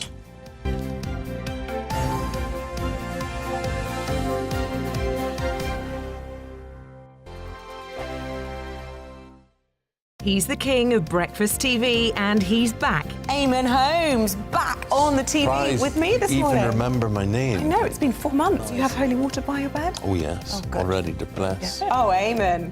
Oh. Why do you not believe anything I say? Eamonn Holmes back on GB News Breakfast at 6 a.m. Here on GB News Live, we'll be keeping you in the picture, finding out what's happening across the country and finding out why it matters to you. We'll have the facts fast with our team of reporters and specialist correspondents. Wherever it's happening, we'll be there from 12 noon on TV, radio and online. GB News, the People's Channel, Britain's news channel. I'm Michael Portillo. Join me on GB News on a Sunday morning for topical discussion, debate, arts and culture, and sometimes even ethical dilemmas. I don't always agree with you, Michael. Michael Portillo, Sundays on GB News, the People's Channel, Britain's news channel. Hello, I'm Michelle Dewberry, and you can join me every weekday 6 till 7 on Jubes and Kerr. You're an inspiration to us all. Clip that bit up. Well, you are. That's my ringtone. My political ambitions are, those days are gone, I can tell you. She's only teasing. Go on. He's probably going to want to lay down now. I'll give him 2 minutes. Let's respectfully disagree. That's what we like on Jubes and Kerr. Come and join us. GB News, the People's Channel. Michelle Dewberry, weekday evenings at 6 o'clock. This year on GB News, we've got brand new members in the family. Join us. Across the entire United Kingdom, we cover the issues that matter to you. GB News will always stay honest, balanced and fair. We want to hear whatever is on your mind. And we don't talk down to you. The establishment had their chance. Now we're here to represent you. Britain's watching. Come join us on GB News, the People's Channel, Britain's news channel. I'm Simon Evans. Join me on GB News for Headliners at 11 p.m. What's the scoop? I'll be joined by 2 of the country's top comedians. That's right. As we take a look at tomorrow's newspapers tonight. We're going to get into trouble. If it's a big story, we'll be covering it. Spill some tea on him. There we go. But we'll also have some fun. I wouldn't stick up a bank. My father didn't love me. So anyway. Headliners every night from 11 on GB News, the People's Channel, Britain's news channel. I'm Andrew Doyle. Join me at 7 o'clock every Sunday night for Free Speech Nation, the show where I tackle the week's biggest stories in politics and current affairs with the help of my 2 comedian panellists and a variety of special guests. Free Speech Nation, Sunday nights from 7 on GB News, the People's Channel, Britain's news channel. Join me, Patrick Christie's, Monday to Friday, 3 till 6. We tackle the day's news agenda like you've never seen before. It's high tempo, high octane, the most controversial topics and the best guests. You will not be able to take your eyes and ears off it. I'm not afraid to ask the questions that you really want answered. 3 till 6 p.m, Monday to Friday on GB News, the People's Channel, Britain's news channel. Hi, Andrew Pierce here. Join me every Friday lunchtime for a proper no-nonsense debrief of the week's events. With special guests in the studio and the GB News team on the ground, I'll be getting you up to date with news, some intelligent discussion and my own sharp take. The weekend starts here with me every Friday lunchtime on GB News, the People's Channel, Britain's news channel.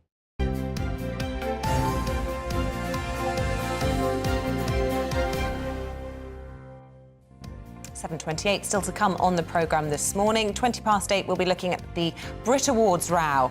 It's reviewing its stance on gender-neutral gongs following the announcement of an all-male shortlist for Best Artist category. Oh, so this is a good idea until it's not a good idea. So this is a good idea. Don't say... It's a good idea. Let's scrap the categories. And guess what? We've only voted for men, so women don't get a look in. But maybe they just voted for the best singers or the best performers. Do you think that was the case? I have no idea. Well, what do I know? But I'm just saying, as usual with women, if it doesn't go their way, they want it changed. Don't they? But I'm just saying. Okay. So we do everything to change the rules to favour you guys. It wasn't to favour the... Well, it was. No, it was it to wasn't make to it favour gender men. neutral. It was Sam Smith that came out saying we don't want to be identified by our gender. We want our own... Why don't they just have a separate and Sam it just meant Smith that there award? wasn't a women's category anymore. And guess what? Women don't even get an award at all. Thanks, Sam Smith. But maybe they're not good enough.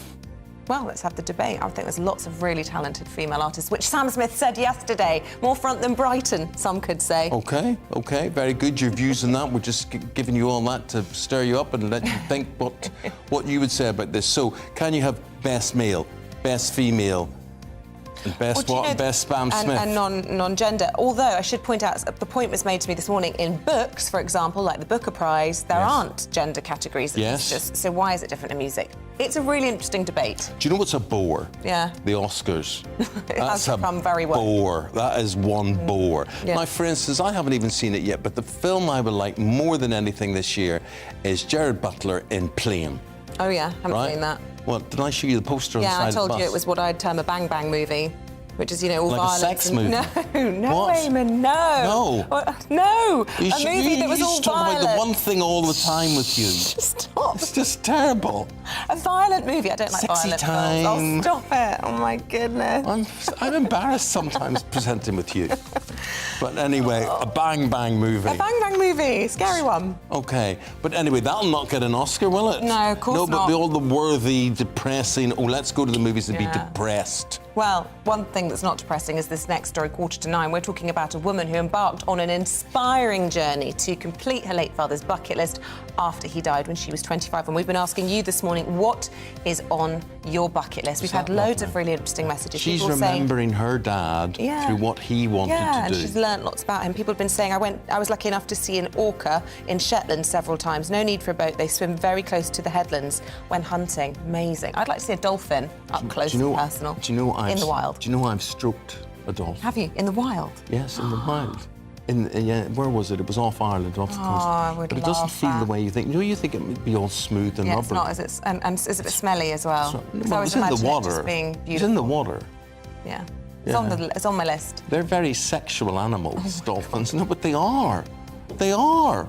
Are they? No, but seriously, Google dolphins. Okay, and you'll see maybe what... not. Maybe I won't. Yeah. Do you know all the people who get in the water and things beside them? Some of them regret that. No. I'm telling you. I'm telling you. We're going to do Paul now, the sport. I was terrified when you said you'd stroked a dolphin. I wonder what you were talking about for a minute. Have you ever stroked a dolphin? Well, I've actually dislocated my shoulder swimming with a dolphin. Get out of it. Absolutely. Gosh, there's no way you haven't dislocated that shoulder. I was told, when I'd just done it about 5 times, they said, whatever you do, you've got a dodgy shoulder, don't put your arms out and don't twist them. So I went swimming with dolphins. They said, what you've got to do is put your arms in the water like this, and then and I've gone, oh, great. Boom. So then... Just did it again, just to point out. Yeah, that was it. But I'm used to it. 60 miles in a taxi through Jamaica with a dislocated shoulder, and then they said, OK, we'll fix it for you. That'll be $8,000. What? Get out of it. $8,000. But is their dollars the same as American dollars? Is it the same value? Absolutely. So 4,000 or 5,000 quid? Oh, it was huge. Your reminder. And luckily... You should keep the NHS. I'd taken shoulder insurance like 2 days before. Because they gave me a shot. They said, oh, yeah, well, that's going to be $150. I thought, OK, I can stomach that. And that was just the shot in the backside to take the pain away. And then $8,000. So always be careful with those dolphins, Eamonn. That's all I can say. The thing about football managers, for instance, which we're going to talk about now, is that it's one of the few professions where if you get it wrong, you still get loads of money. Yes. Not that will compensate, I'm sure. That's a bit. Frank Lampard. The writing was there. It was all over the wall, wasn't it? Really? It really was. With Frank Lampard, and the thing is, that we say Steven Gerrard as well. It's really important if you're a player and then you become a manager, you've got to get the jobs right. Because if it's not the right appointment, then if it doesn't work out for the first 2 goes, then pretty much you're going to be finished as a manager. So he came in at Derby, and then he had brought in a lot of players from Chelsea that were loans, and it worked out very well. Goes in at Chelsea, not the right time, never worked out, and now gone to Everton. And Everton's in all sorts of a mess. He only just managed to keep them up from being relegated at the end of last year. Money. And now that's it. They spent money, but not in the right areas. That's right. They're talking now. Marco Bielsa, the former Leeds manager, the El Italian. Loco, they called him. Marcelo Bielsa. This is the guy that sits on the plastic bucket. This is an incredible personality. The thing is, the way that Everton are doing, and it kind of sums up the way their recruitment's been, it's all over the place. So they're choosing the 2 favourites. You've got Sean Dyche, who was at Burnley, and this is a guy, this is going to, you think, he's the sort of manager that's going to shore them up, and it's going to, no messing around. And then you've got Bielsa, who's the complete polar opposite. Yeah. So which one are they going to go for? Either go for the entertainment, which is going to be a hell of a ride, but whether he's going to keep them up, I don't know, or go with I agree with you. dice. Belts is all about, the last roll of the dice, everybody up front and whatever, and it's okay if it Great works. entertainment, but whether he's the right person, I don't Talking know. about great entertainment, Spurs were at Fulham last night. Harry Kane wrote his name into the Spurs history books. He's his favourite player. Look at your face light up. I can't help it. I think of him with love, a fantastic footballer, and now joint top scorer of all time for Tottenham Hotspur. Now, Jimmy Greaves, arguably the greatest goal scorer there's ever been. A lot of people would see him as, that's the guy that did St and Greaves in the 80s. But as a player, he was just sublime. Absolutely sublime. So Harry Kane has done an amazing thing. 266 goals now for Spurs. He's equalled with Jimmy Greaves and one more, and then he'll have that record out on his own. And Harry Kane, here I go, I'm sorry, I'm going to bore you with this, but he is the ultimate professional. He hasn't changed. I remember speaking to him the moment he scored his very first goal for Spurs back in 2011, and now 266, he hasn't changed at all. Good family, serious about his football. Nice role model. An absolute role model. You say he hasn't changed, but all the indications are that he's going to change club at the end of the season. I now wonder, because we did talk about this a little bit yesterday, and I know you want him, don't you, Manchester United? Is that right? We have a hold for him. Yeah, absolutely. Yeah. Are you going to look after him, though? I have that, no problem. I don't know. You know how fickle I am. As long as we win, I don't care. If I let him know that you're a Man United fan, then there may be trouble. But either there or Real Madrid. But there's also now talk that he wants to get a new contract to stay at Spurs, which would make every Spurs fan very, very happy, and I think it's the right thing for Harry. The easy answer. Stay where he Couldn't we talk about now, Aberdeen, right? I was in Aberdeen recently. Right. We all know where Aberdeen is. Where is Darvel? We're talking about the Scottish Cup here. Darvel. Right. Darvel. Now, this is the biggest cup upset, giant killing that maybe there's ever been in Scottish football, 149 years. Now, Darvel, I think we've got some footage of that anyway. So Darvel played Aberdeen yesterday in the FA Cup. There we are, and there's the celebrations. They won 1-0. They're in the 6th tier of Scottish football. Look at the celebrations. So it doesn't go much lower than the 6th tier of Scottish football, then? It does go a little lower, but, as far as cup exits and cup shocks go... It's like school football after that. Absolutely. That's Mick Kennedy there. He's the manager. He can't believe his luck there. They're playing Falkirk in the 5th round.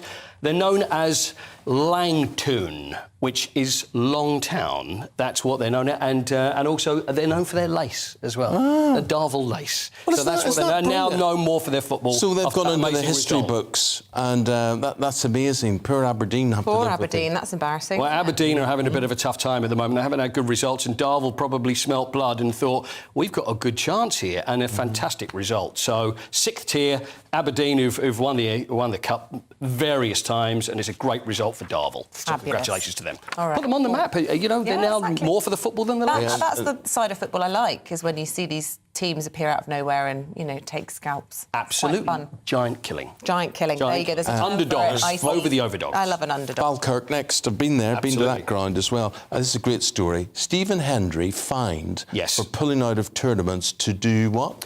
Well, this is the WPBSA, the World Professional Billiards and Snooker Association, have fined him because he was pulling out of tournaments because, you may have seen on Saturday, he was in The Masked Singer. Now, he played... I always worry... I don't know whether they get a choice of what they do, but he was rubbish, and that was what his name was. He was a rubbish bin. Rubbish as a singer, But that's what they're saying, you're rubbish, but that was his name in there. So he was knocked out, he was rubbish, and he was rubbish. And anyway, he's out of that. But because they have to keep it secret, he was supposed to play in tournaments, and he couldn't actually tell the board what was wrong because he couldn't admit that he was in The Masked Singer. So he had to make excuses. They fined him for it. Michael, all right. Would you do that? What, play snooker or Masked Singer? Of course I would. Yeah, absolutely, yeah. And they'd call you shoulder pop or something. I think they probably would. Yeah. Good. Talking of singers, we've got Amelia Lilly coming up soon, which is why we've got to wrap you, Paul. That's not a problem. Absolutely. Look, we're going to take a break. After that, we've got the papers. Amy Cameron and Martin Daubney back with those. See you in a sec.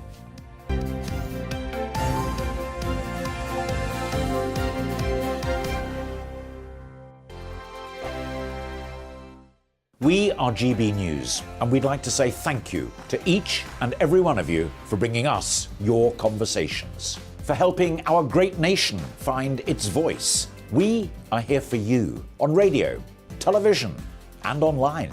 Across England, Scotland, Wales, and Northern Ireland. It's not the BBC, you actually get your facts right. We are proud to be GB News, the People's Channel, Britain's news channel.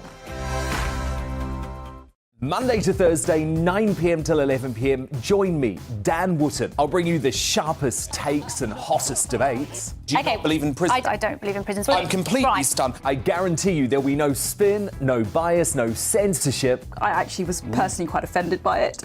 And no reason to go to bed. So I guess they've always been quite woke. That's Dan Wootton tonight on TV, radio and online. Monday to Thursday from 9 p.m. till 11 p.m. on GB News. The People's Channel, Britain's news channel.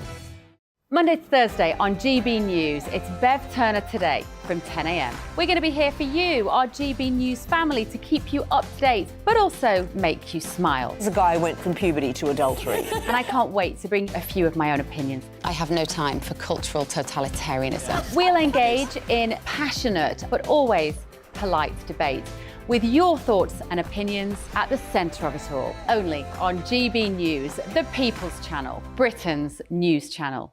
Join me every Sunday at 6 p.m. for Gloria Meets. In exclusive interviews, I'll be finding out who our politicians really are and what they really think. It's something that you would never want anyone to suffer. I didn't know what channels there were. I didn't think I'd be believed. I must have weighed about 7 stone and I'm 5'8". My instincts was to sort of cover this up. I mean, clearly that was a mistake. Join me every Sunday at 6 p.m. on GB News, the People's Channel, Britain's news channel.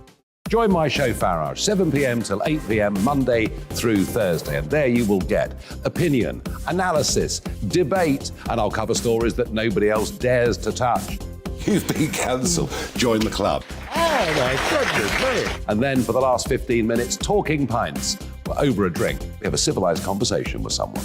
We very often disagree, but we do it in a grown-up way. Come and join me on Farage. Join me, Nana Akue, Saturday and Sunday afternoons on GB News. Expect fiery debate and passionate discussion as me and my panel tackle some of the biggest topics hitting the headlines. It's a place for everyone's opinion. No one gets cancelled, but no one gets an easy ride. Oh, she's on it today! Be ready for conversations that are fierce, frank, and of course, fun. Every Saturday and Sunday afternoon from 4 p.m. on GB News, the People's Channel.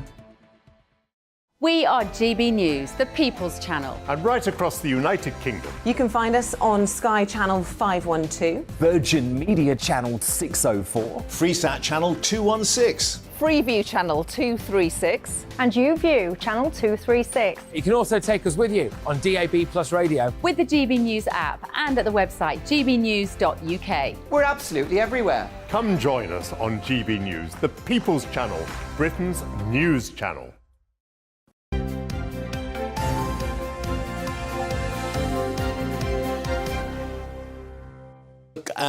Let's get into the papers, give you a few stories to talk about. Martin Dobney and A.B. Cameron. Martin, let's talk about asylum first of all. This is the Express front page. Yeah, it's a story that really exemplifies everything that's wrong about our broken immigration and asylum system.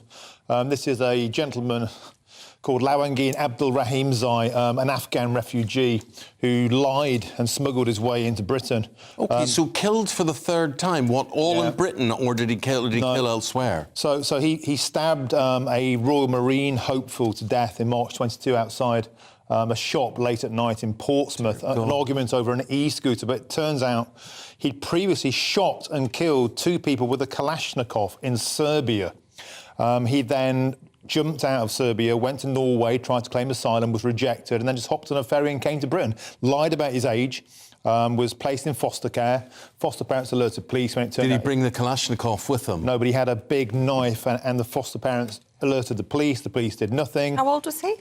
He lied he was 14, but when he came in, he was actually 18 or 19. When he was apprehended after this murder, he'd buried the knife and buried his clothes in a forest, but they found his phone. He lied he was 16 to try and get Martin, through. obviously that is awful. That is awful. Yeah. But we can't brand every asylum seeker as being like this guy. How do you protect the country, ourselves, against rogues like this? For starters, we must be taking biometric data upon entry. Fingerprints, why not dental records? How many times have we heard of men lying to be children to get into schools or to avoid full-blown justice? A lot of these people, when they genuinely are fleeing war, will not have dental records. No, but we can take them here, that's what I'm saying. Oh, what? Okay. Because then you can accurately age somebody. So if you are evading justice and trying to go through the juvenile system rather than the adult system, then obviously we have a right to know who's here and how old they are. And this case shows our system is broken. It's a tragic tale, but one we must learn from. Amy? What would you learn from this, Amy? I mean, I totally agree that our asylum system is broken. This is the same asylum system that we've heard this week has lost 200 unaccompanied children from hotels. The asylum system is clearly creaking and unable to treat people with decency and respect. I think what you've sort of touched on there, Eamonn, though, is we have to be really careful about taking a story like this, which is undoubtedly horrible and horrifying, and using it to sort of dog whistle smear refugees more broadly. I mean, this is a man, clearly a deeply troubled individual, but he was an Afghani refugee. We have a system in place for welcoming Afghanis to the country because Afghan is a country in deep, deep crisis. Yeah. So I think what we should really avoid doing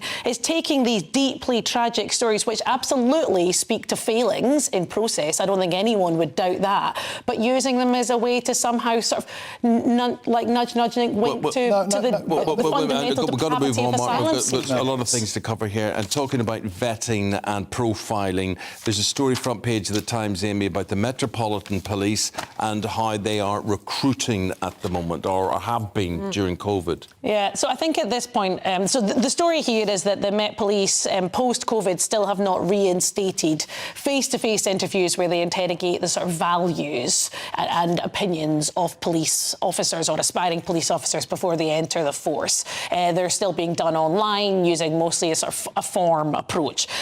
I think at this point, there is a deep question for me about whether the Met Police is beyond reform. We hear these terrifying stories again and again, not just about how people are able to enter the service, but the fact that once they are in the service, they appear to be able to flourish.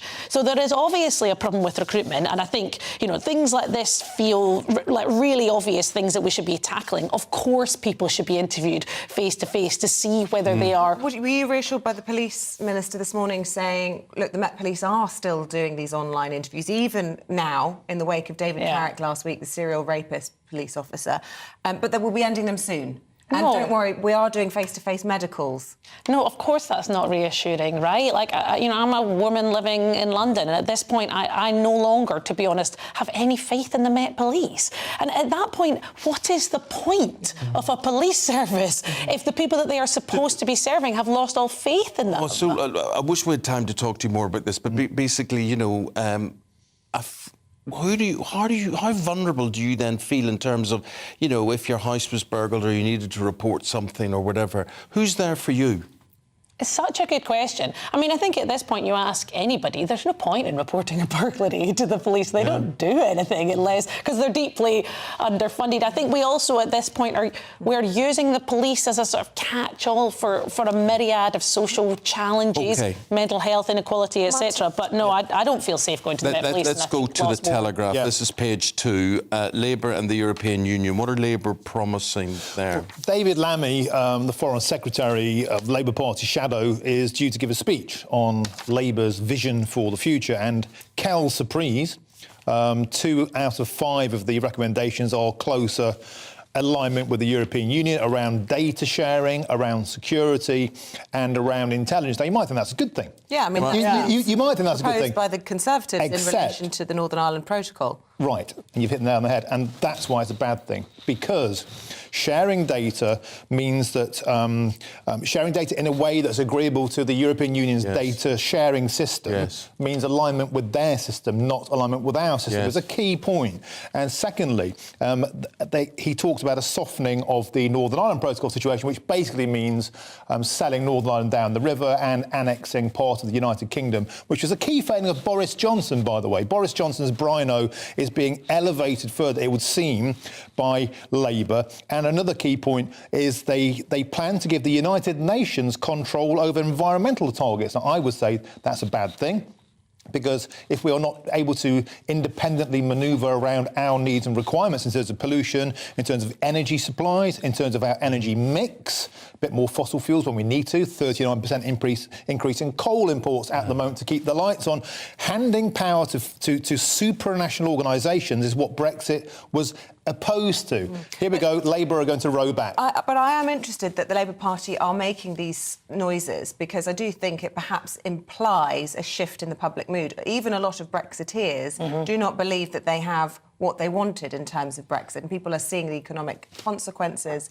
of it. So are you surprised to see that Labour are making these sorts of noises? No, because I think the other thing they've pledged in this is that they are not suggesting re-entering the single market. What they are suggesting is trying to make this work. And I find it very hard to believe that the people who voted for Brexit were objecting to sharing of data with the EU around cybersecurity and organised crime. I think this story is so interesting, right? In the wake of that story we just covered about this guy who was able to kind of sneak in, for want of a better word, into the UK. People did vote to stop Europe having control over our laws. But people did not vote to stop information sharing between us and our nearest neighbours. On a border, and that's what as this is you've about. touched on there, Isabel, I think increasingly now a majority of people, we see this consistently in polls, think that Brexit was a bad idea.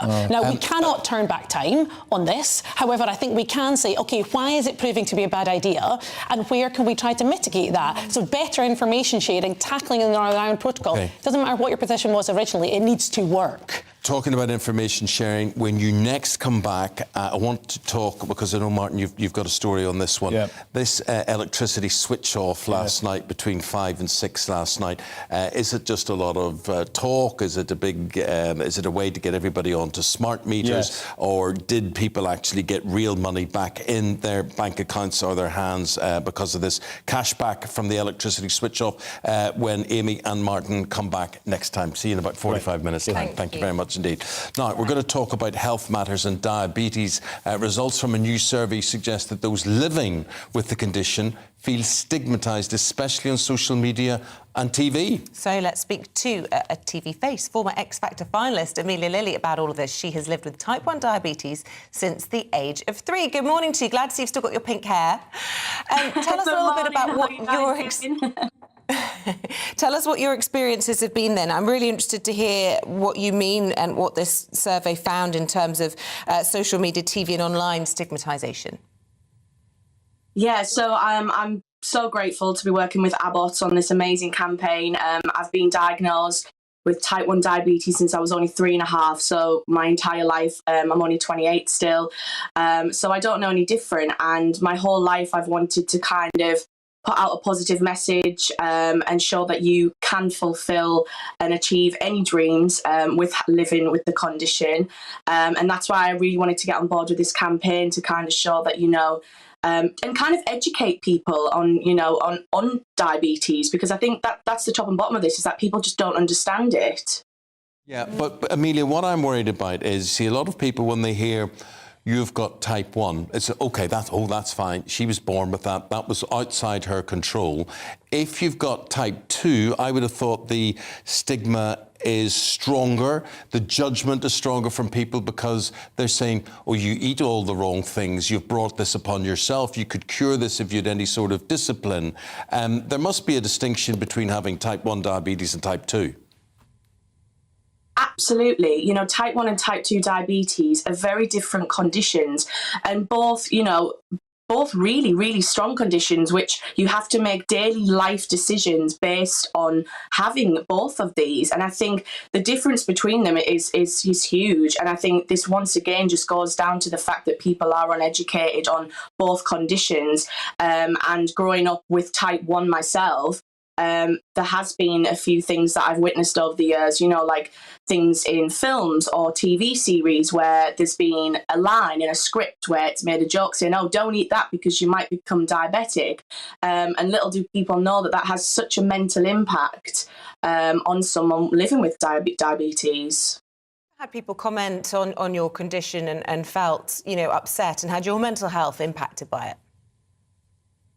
Yes, definitely. Obviously, using the TV and film examples as a teenager, that definitely has an impact, and it has got better now. I will say that, but I had like a bit of an experience at Christmas, where somebody in a restaurant that I was at saw me injecting in public, and said, "Oh, I couldn't do that. I'm petrified of needles," and I just calmly turned around and said to this person, I don't actually have a choice. And if I don't do it, it leads to complicated, consequences. And obviously that person must have left feeling pretty guilty, and hopefully goes and, tries and reads a book, or maybe Googles about diabetes now. Amelia, I'm not sure what your problem is here, because the person is simply telling you, not that you've got a problem, but they've got a problem because they're petrified of needles. That's number one. And the other story that you mentioned about don't eat that because it could lead to diabetes, well, it's true. It could lead to diabetes. It could give you a habit. So why did you want this to be invisible? Do you just want this? I mean, you could have been shooting drugs for all people know, but they're simply saying, I don't like needles, and they're admiring you for being able to do that. I don't see why you see that as a negative thing. It wasn't so much, it was more kind of, I guess, obviously I would prefer not to do an injection, and, I've done this my entire life. And, I think people kind of don't realise the mental effect that has on somebody, and obviously having to do this my whole life and make daily decisions based on living with, a failed pancreas. I didn't choose to have this, and I've always tried to have a positive outlook on this. And, it was just kind of this person, made a comment, and because I was injecting in public, and that really brought me back to when I was a child, and always thinking, oh, is there something wrong with me? Like, why do I have to do this? And I was frightened to inject in public. So that just kind of, hit a nerve with me, I guess. Well, you're a huge role model. Lots of people will know you from your time on X Factor. It hasn't held you back at all, has it? What are you up to now? We're almost out of time, but if you let us know what your star is up to now. I've just, thank you. I've just finished Panto, so I'm having a bit of R&R at the moment, especially looking after the diabetes. But yeah, I'm excited for 2023, and continue to work with Abbott and Freestyle Libre. Good luck to you, Amelia, and stay well, stay healthy, and thanks very much indeed for talking about the condition. Thank you very much. Thank you so much, guys. Thank you. Bye-bye. We've got to go. We'll have more for you after this short break on the death of Zara Aleena and the failings around that.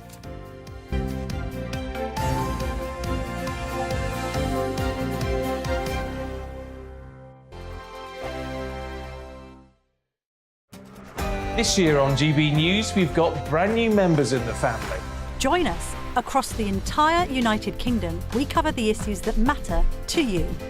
GB News will always stay honest, balanced and fair. We want to hear whatever is on your mind. And we don't talk down to you. The establishment had their chance. Now we're here to represent you. Britain's watching. Come join us on GB News, the People's Channel. Britain's news channel.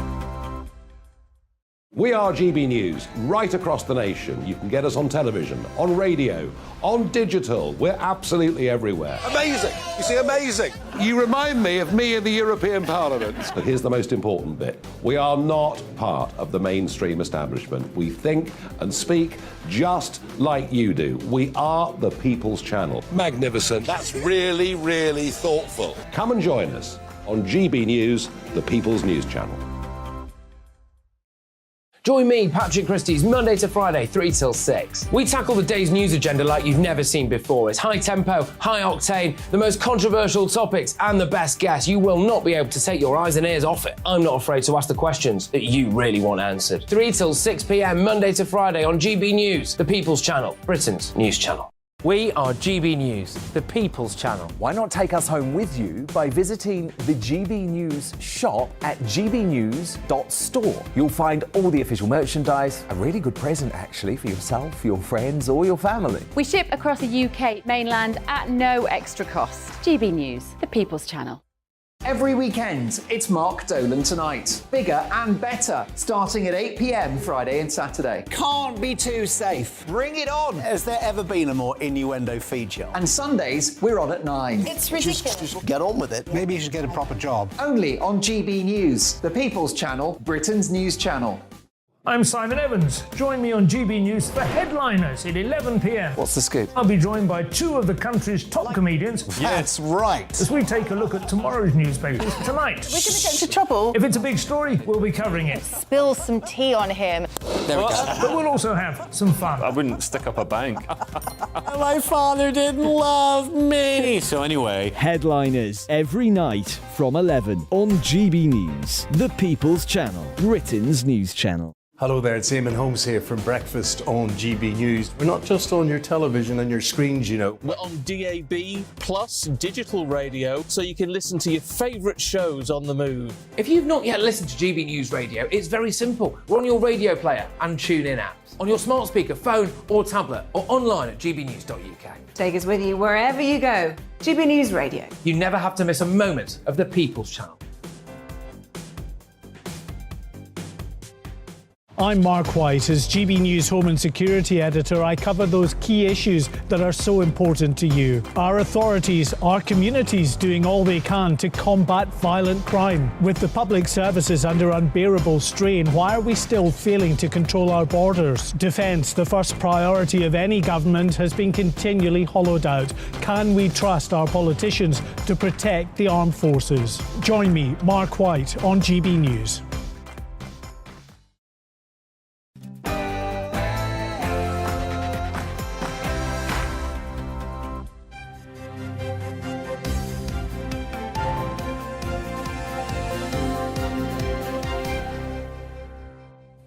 The family of a murdered young woman say the probation service and ministers have blood on their hands after a report reveals serious failings. Good morning, it's 8 o'clock on Tuesday the 24th of January. This is Breakfast on GB News with Eamonn Holmes and Isabel Webster. Oh, just realised it's my brother's birthday today. Oh. You saying that. 24th of January. It's all right, it's still early, 8 o'clock. I know we've been awake for about 10,000 hours. I'll text him, you're right, I'll text him. Yeah, and then do an on the same day delivery. Is that right? Yeah. Can do that? Yeah. You okay? Bro, happy birthday, Brad. Happy birthday. Right, so the time is just 1 minute after 8 o'clock. You're listening to us on radio, you're watching us on TV and online. Leading the news this morning. Serious mistakes by probation staff allowed a man with a history of violence to stalk and kill Zara Aleena. A watchdog report found errors that meant Jordan McSweeney was not classed as high risk. Policing Minister Chris Philp told the programme lessons have been learned. This kind of incident is thankfully very rare, but it is appalling and heartbreaking when it does happen. And that is why these lessons are being learnt, changes are being made. I think one of the individual probation officers who involved in the decision-making is subject now to disciplinary proceedings, and we do need to make sure this kind of thing doesn't happen again. Nadhim Zahawi is fighting for his political life today after the Prime Minister ordered his ethics advisor to look into the Conservative Party chairman over a multi-million-pound tax penalty. Boris Johnson's called on the UK's allies to give Ukraine the weapons it needs to win its war against Russia, asking what is the West waiting for? And a woman who found her father's bucket list after he died has now completed it in his honour. And we're going to be talking to her live from the USA about this very sentimental, very personal and very inspiring journey and all the things that were on Dad's bucket list. Let us know what would be top of your bucket list. I've decided I've got a new one. Have you? Dolphins. I want to swim with dolphins. But or just see them. No, okay, I don't want to go in the water with them, actually. We've discussed that. I will be on a boat and enjoy looking at them. But then you're not swimming with them. Okay, all right. I want to see dolphins in the wild. Do you know what's an amazing thing to see in the wild? Whales. I can remember being on a boat and this incredible tail came out of the water. A whale tail. Yeah, it was on. It was. Do you know what it was like? What? Moby Dick. Yeah, there you go. It was like that. Yeah. What was that film about? The killer whale? It was about Moby Dick. That's what do you mean? What was it about? No, yes, Blackfish. Thank you. Oh, that's a good movie. All right. Anyway, Captain Ahab. Was that his name? Ahab. I've gone on to movies. Let us know your bucket lists. That's what we're appealing for.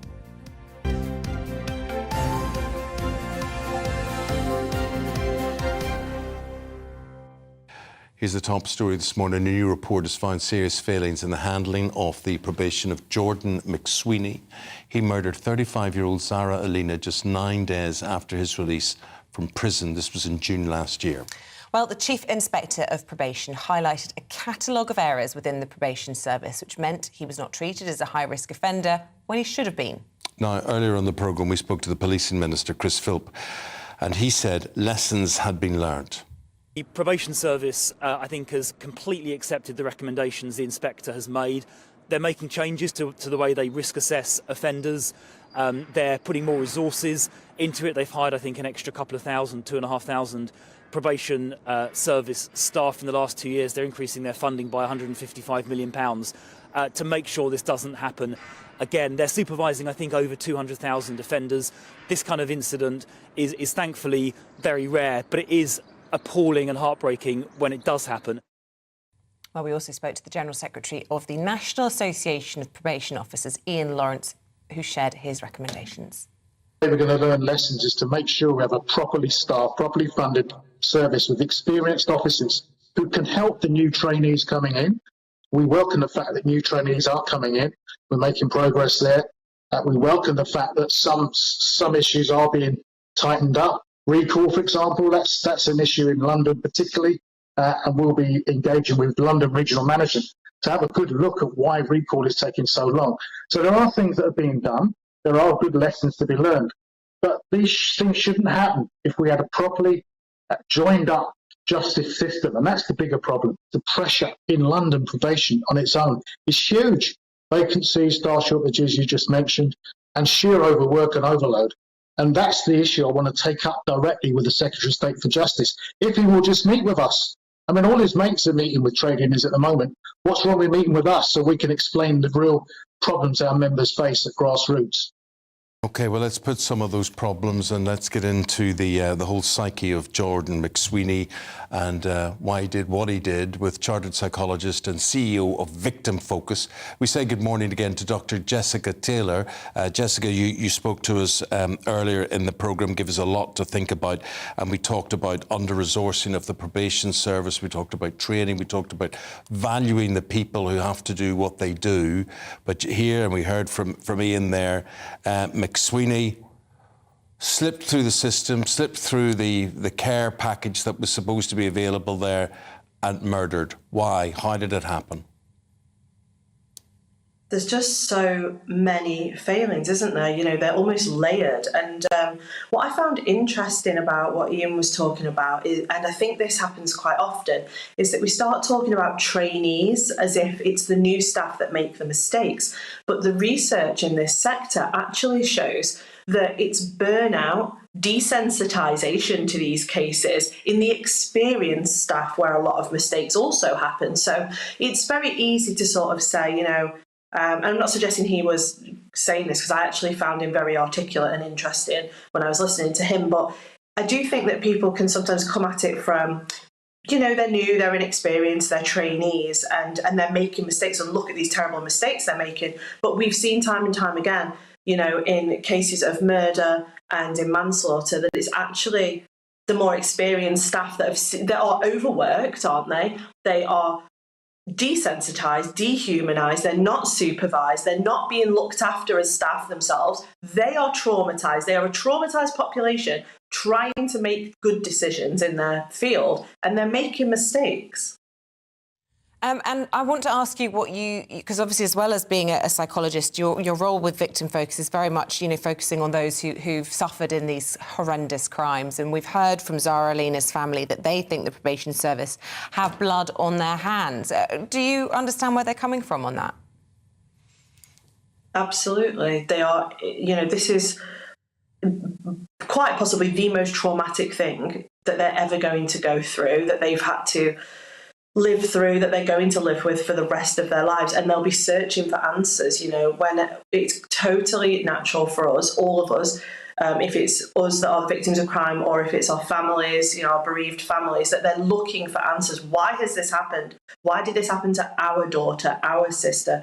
You know, why has this happened to Zara? And how could it have been prevented? And, you know, it's just made so much more complicated by the fact that professionals did know how high risk Jordan was. Professionals had seen him come through the justice system over and over again with escalating violence, escalating offences, but because they were seen in silos and in, as isolated incidents, and he wasn't seen almost as a whole person with escalating offences, it's so easy to just deal with them bit by bit by bit and not see that this person is repetitive and escalating. But you fascinate me, Jessica, with what you have to do. As a psychologist, you could be in a position where you have someone like McSweeney as a patient, right? And therefore, you can't be... No? Not for me, no. First of all, I chose to make my career about victims, so I do not work with offenders. I study offender psychology, and as part of your PhD, you look at those things, and for me, it's something that's always fascinated me anyway. But no, I absolutely, and I would choose not to work with that group, and that's why I think that the probation role is so. You have to really want to go and do that. Personally, if I had to choose what I wanted to put all of my education and my time and my resources into, which is why I set up Victim Focus, it's the victims and the victims' trauma that I want to work with. Do they get enough attention? The reason for that, and the same with Jordan, is that I struggle with the choices that these people are making. I don't like the way that we position these offences as like, it's because they had a poor background, it's because this has gone on. It's not, these are active choices. Look what Jordan did over and over again. Look at the fact that he stalked 5 or 6 women before he killed Zara. These are active choices, right?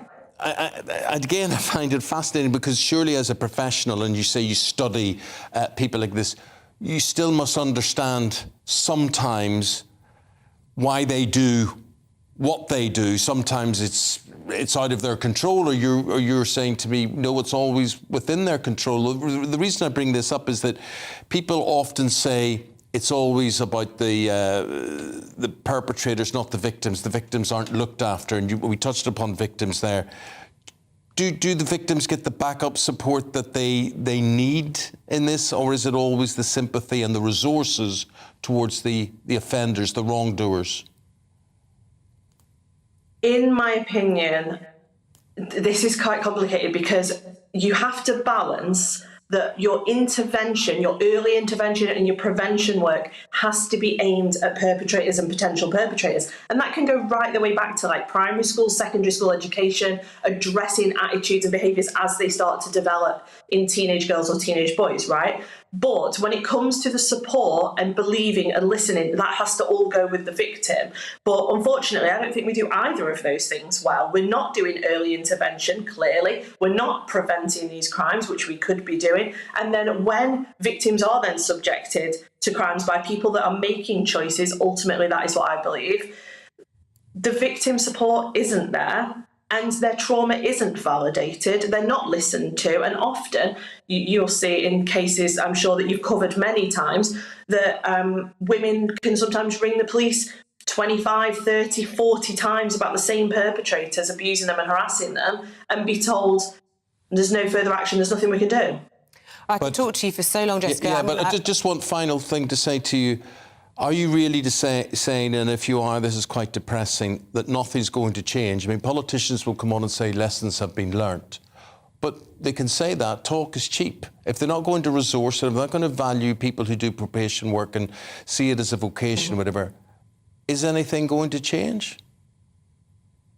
I think that what we're seeing is a large group of professionals that are becoming more and more aware of the fact that their job is virtually impossible whilst we are devastating their services. And I think that that's why professionals are leaving in droves, and we're struggling with recruitment because they are figuring out that they've gone into this role thinking, I'm going to change the world, I'm going to protect people, and I want to do this job. And then they get there and they go, I've got no training, I don't know what I'm doing, I've got no supervision, and I've got 50 cases.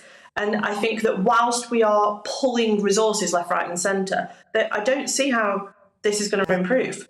Well, I was going to say, Dr. Jessica Taylor, I could talk to you all day, and we haven't even touched on Andrew Tate, but I'm sure him being viewed billions of times around the world and his views on rape and violence against women and sex is not helpful in this kind of crisis. But look, we have to leave it there. Let's try and talk to you again about all of this in a bit more of an in-depth chat. That would be really fabulous. Thank you. Thank you. Very much indeed. And what Dr. Taylor's saying there, and she's talking about, I think it can apply to the legal profession, it can apply to the nursing profession, teaching profession, people who work in prisons, police officers, people who do all the dirty work that we're expected to say, well, they'll make it all go away. But they're not being resourced, they're not being funded, and that's what a lot of these strikes are about. And we've got to think about this. It's not just about pay. It's about conditions, it's about your safety, my safety, it's about us being looked after as a society. Your view's very, very welcome.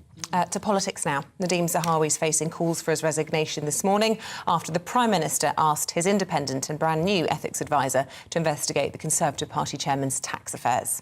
All of this, obviously, as you will know by now, that Mr Zahawi paid a penalty to the tax office while he was Chancellor. Bear in mind, he was their boss, really, at the time. In a statement, he said he was confident that he acted properly throughout all of this. And earlier we spoke to Mark Lee, and he was a former special advisor to Mr Zahawi, and he worked with him when he was Education Secretary. Having worked with Nadhim, he was always very straight. As you said, he's very well liked in Westminster. He was very good at including people, and he's a very organised guy as well, very effective guy. So I think, we'll have to wait and see what comes out, and I'd be surprised if what came out was much different to what we've heard already. Well, I think the sooner that this inquiry can do its thing, and then the rest of us can hear what it found, the better, because as we're already experiencing, every time a politician comes on the news, they are rightly going to be asked by you guys and other people what's going on. So I think the sooner they do it, the better. Well, joining us now is our political reporter, Olivia Utley, and he's right, isn't he? The timing of this needs to be swift because there is a risk at the moment of a Prime Minister who's already under pressure with an election looming next year and all the challenges that we've been talking about, being distracted and focusing on something that erodes public faith in politicians. Absolutely, and this is becoming pretty embarrassing for Rishi Sunak. The line is from the Prime Minister's team that the Prime Minister was aware that there had been previous investigations into Nadhim Zahawi's tax affairs when he appointed him as party chairman, but he didn't know what was true and what wasn't true, and the Cabinet Office said that the issue was resolved and it was OK for the Prime Minister to go ahead and appoint him. The issue with that is that if he didn't know which bit was true and which wasn't true, why didn't he probe a little bit further? And of course, Rishi Sunak came into office promising to restore standards in public life. And so far, we've had him reappointing Suella Braverman after the leak controversy, Gavin Williamson controversy too, Dominic Raab still under investigation for bullying, and he's still there. And now we've got this on top of it. So it just feels like sort of scandal after scandal for the Prime Minister. And what the real problem now for Nadhim Zahawi is that there are plenty of backbenchers openly saying that, his position is untenable. And you've got senior ministers speaking privately, suggesting that now, as Mark Lehane was saying there, now that Zahawi has become the story, it's not going to be possible for him to do his job because he's got to appear in the media, and all the questions are just going to be about him and his tax affairs. But the question, I suppose, is, are the government going to back him or sack him? And it seems as though they're backing him, because they could have just got rid of him yesterday saying this is embarrassing, it's a distraction. You might not have done anything deliberately wrong, but it's just not a good look. Yeah, so far the government is backing him. They might be hoping that he will resign himself because he realises that he's becoming the story. But this is becoming a bit of a pattern with Rishi Sunak because although he does still have this majority that he inherited from Boris Johnson, it feels as though he's politically quite weak. He didn't have the support of the Conservative Party membership particularly. Although he did have the support of MPs, it wasn't by any means overwhelming support. And he knows that he's got to keep his friends close. And that's what he does. But that causes problems for him too. Can I just ask you, do you think it requires an ethics advisor to decide whether there was a conflict of interest, that somebody who was Chancellor and was in personal negotiations with HMRC had some kind of clash? Does it take a third party to tell you that at taxpayers' expense? Well, sort of officially, there isn't any particular problem because HMRC is a non-ministerial department. That's the line coming from Zahawi's supporters. So the fact that his tax affairs were being investigated while he was Chancellor is irrelevant. I know what you mean. That sounds a bit ludicrous. Officially, I see the purpose of it, but one might think that politically his position has become untenable, and it's not really a question for an ethics advisor. It's more a question of, in politics, is it possible to have someone like this who the biggest issue is that for most people in the country, avoiding millions of pounds in tax is such an alien concept that it does make the Conservatives look out of touch. So one could say that a Prime Minister with sort of more political nous would see that instantly and act quickly. Interesting. Okay, thanks very much indeed, Olivia. 18 minutes past the hour. Let's bring you up to date with what else is happening news-wise. Almost 2,000 ambulance workers in the northwest of England will walk out today in an ongoing dispute over pay and conditions following yesterday's walkout of staff in the West Midlands. The government says it will continue to engage in talks with the unions, but the union says that the government is belittling their efforts to save lives rather than discussing a pay offer. Holidaymakers are being warned to stay alert when booking trips online, with cost of living pressures making people more vulnerable to scams. Online safety experts are saying travellers should look out for fake deals on holiday websites. Nominations for the 95th Academy Awards will be announced later today. The Irish actor Colin Farrell and the English actor Bill Nighy are both in the running to get their first Best Actor Oscar nominations.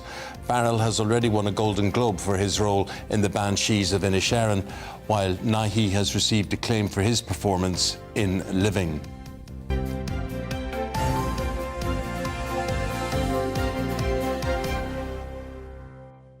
Now, concerns are growing for a woman, her newborn baby and her partner almost 3 weeks after they went missing. Constance Martin and Mark Gordon are now the subject of an international missing persons investigation after a string of attempts to slip under the radar of authorities. They were last seen at East Ham Tube Station in Newham on the 7th of January with their brand new newborn baby wrapped up inside Constance's coat. Our national reporter Ellie Costello with the full story. Missing woman Constance Martin may have given birth in the back of a car, which was later found burnt out in the Greater Manchester area. Reports suggest that the placenta had been found by fire crews. The new mum is from an aristocratic family with links to the royals. She disappeared with her newborn baby and her partner, Mark Gordon, on January the 5th. The last official sighting of them was on January the 7th. So what do we know so far? Well, on the 5th of January, the couple left their abandoned car on the M61 near Bolton at around 6:30 p.m. The next day, the pair travelled 30 miles by taxi at 3:30 in the morning. On the 7th of January, they journeyed 267 miles south to the port of Harwich. They were then spotted in the Essex town of Colchester at 9 a.m. The last official sighting of the couple was at East Ham Tube Station between 10:30 and 12:30 on the 7th of January. Each time that Miss Martin and Mr. Gordon are spotted on CCTV, they are covering their faces or looking away, and they have kept their baby covered up. Investigators say the couple appear to know how to evade authorities, making the search for them even harder. Concerns are also growing as neither Constance nor the baby have seen a doctor. The family have no luggage as most of their belongings were destroyed in the car fire, but Constance is believed to have access to cash. Her father, Napier Martin, made a direct appeal to his daughter through the Independent newspaper. Darling Constance, even though we remain estranged at the moment, I stand by, as I have always done and as the family has always done, to do whatever is necessary for your safe return to us. I beseech you to find a way to turn yourself and your wee one into the police as soon as possible, so you and he or she can be protected. Only then can a process of healing and recovery begin, however long it may take, however difficult it may be. Little is known of Mark Gordon. He was born in Birmingham but moved to the US with his family. When he was 15, he was convicted of rape and spent the next 20 years in jail. He was recorded as deported from the US in 2010. Constance and Mark Gordon appear to have gotten into a relationship in 2016 when she dropped out of drama school. She has been estranged from friends and family ever since. Photos on her Facebook shared in 2020 captioned "Her love sprogs" appears to suggest that she's had more than one child. In a statement, the Met Police say this is a complex investigation with officers from across the Met continuing to work around the clock to find Constance, Mark and their baby. There is nothing to suggest that any of them have come to any sort of intentional harm. We just need to ensure they are okay, especially the baby, and do not require any medical assistance for any underlying issues. Detectives are appealing for anyone with information or suspected sightings of the couple to get in contact with the Metropolitan Police. Ellie Costello, GB News. With that, we'll take a break, and after that we'll be talking about the controversy surrounding this year's Brit Awards after a decision to use gender-neutral categories has backfired because it's led to an all-male shortlist for Best Artist.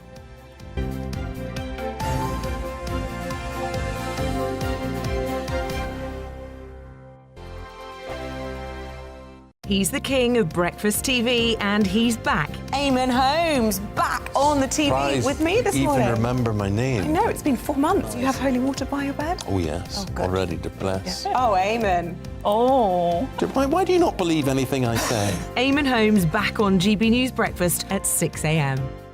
Here on GB News Live, we'll be keeping you in the picture, finding out what's happening across the country and finding out why it matters to you. We'll have the facts fast with our team of reporters and specialist correspondents. Wherever it's happening, we'll be there from 12 noon on TV, radio and online. GB News, the People's Channel, Britain's news channel.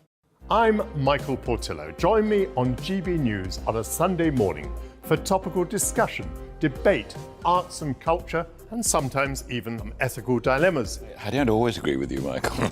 Michael Portillo, Sundays on GB News, the People's Channel, Britain's news channel. Hello, I'm Michelle Dewberry, and you can join me every weekday 6 till 7 on Jubes and Kerr. You're an inspiration to us all. Clip that bit up. Well, you are. That's my ringtone. My political ambitions are, those days are gone, I can tell you. She's only teasing. Go on. He's probably going to want to lay down now. I'll give him 2 minutes to have one. Let's respectfully disagree. That's what we like on Jubes and Kerr. Come and join us. GB News, the People's Channel. Michelle Dewberry, weekday evenings at 6 o'clock. This year on GB News, we've got brand new members in the family. Join us. Across the entire United Kingdom, we cover the issues that matter to you.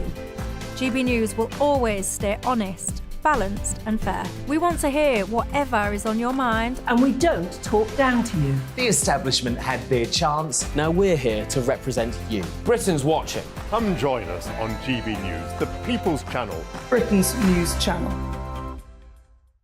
I'm Simon Evans. Join me on GB News for Headliners at 11 p.m. What's the scoop? I'll be joined by 2 of the country's top comedians. That's right. As we take a look at tomorrow's newspapers tonight. We're going to get into trouble. If it's a big story, we'll be covering it. Spill some tea on him. There we go. But we'll also have some fun. I wouldn't stick up a bank.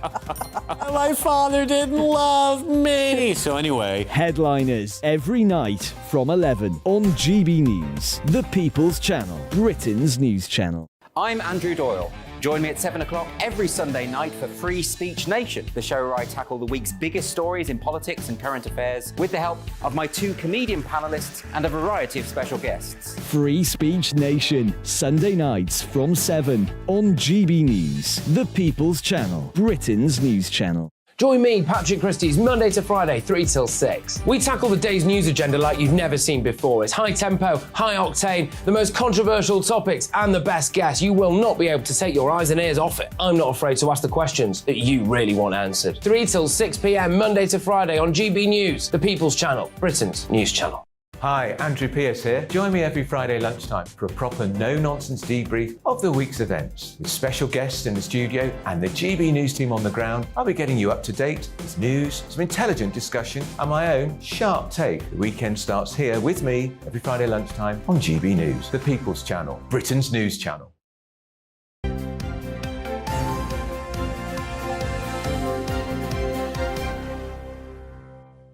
Welcome back. It's 8:27. Still to come on the programme today. After Laura Carney's father died, she discovered his bucket list. And she began a journey to tick off the items on it in honour of him. So she's now seeing life through his eyes. We're going to be speaking to her live at 8:45 from the USA. And at 9 o'clock, the legendary tabloid editor Eve Pollard will be here giving us her take on probation officers' failings and all the rest of the day's top stories, including her thoughts on Elaine Maxwell's controversial prison interview. Excited about that. Yeah, very good. Do you know she's Claudia Winkleman's mother? Yeah, I love her. Yeah. So you can join any of our discussions by emailing gbviews@gbnews.uk, and that is what you have been doing. Yes.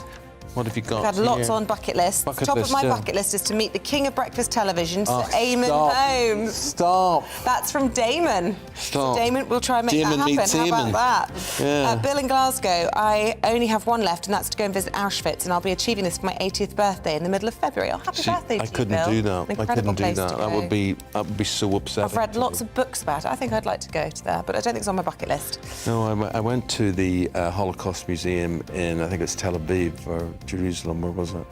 But it was a very emotional experience. I've been to Anne Frank's house in Amsterdam. I've been there. Amazing, yeah. I was privileged enough, to be... Were you there? Like, I was there filming. No, I was there for fun. Yes, well, I was able... We were able to be... We had, free reign of the place. Oh, wow. It's totally empty. I wasn't expecting that. Not a single piece of furniture inside the Anne Frank Museum. And I actually think it would have been better if they had replica stuff there. I know, but it's it's the amount of people... scarcity and... Yeah, but it's the amount of people that have to go through the doors as well. Why the place is still standing. Steve says on probation, I'm so sick of politicians being wheeled out when something like this happens, and they say lessons have been learnt when they never seem to be. Very, very true. Just really quickly, on homework, not a single person agrees with me. Everyone hates homework. Yeah. There we go, that's why we've got a problem with education. No, it's not. Homework's not the problem with education. No. Well, there's only a limited number of hours the kids are at school. Yeah, we'll make the school day longer. You're not going to get teachers to do that. They're already on strike. And also, the pressures on family life. I think everybody's miserable. Yeah. Though good. Right, OK, let's have a sting and then we're back talking showbiz.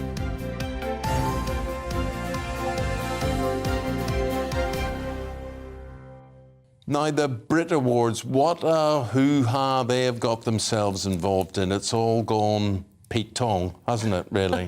Get down with the... lingo. Yeah, they're reviewing a decision that was already controversial in itself to make categories gender neutral. This was a move that was very much pushed for by artists like Sam Smith, who identifies as non-binary, and Will Young, who is openly gay. And it resulted in a really bad result for female artists. Not a single one was nominated. It was an all-male lineup. So is that progress? Be careful what you wish for.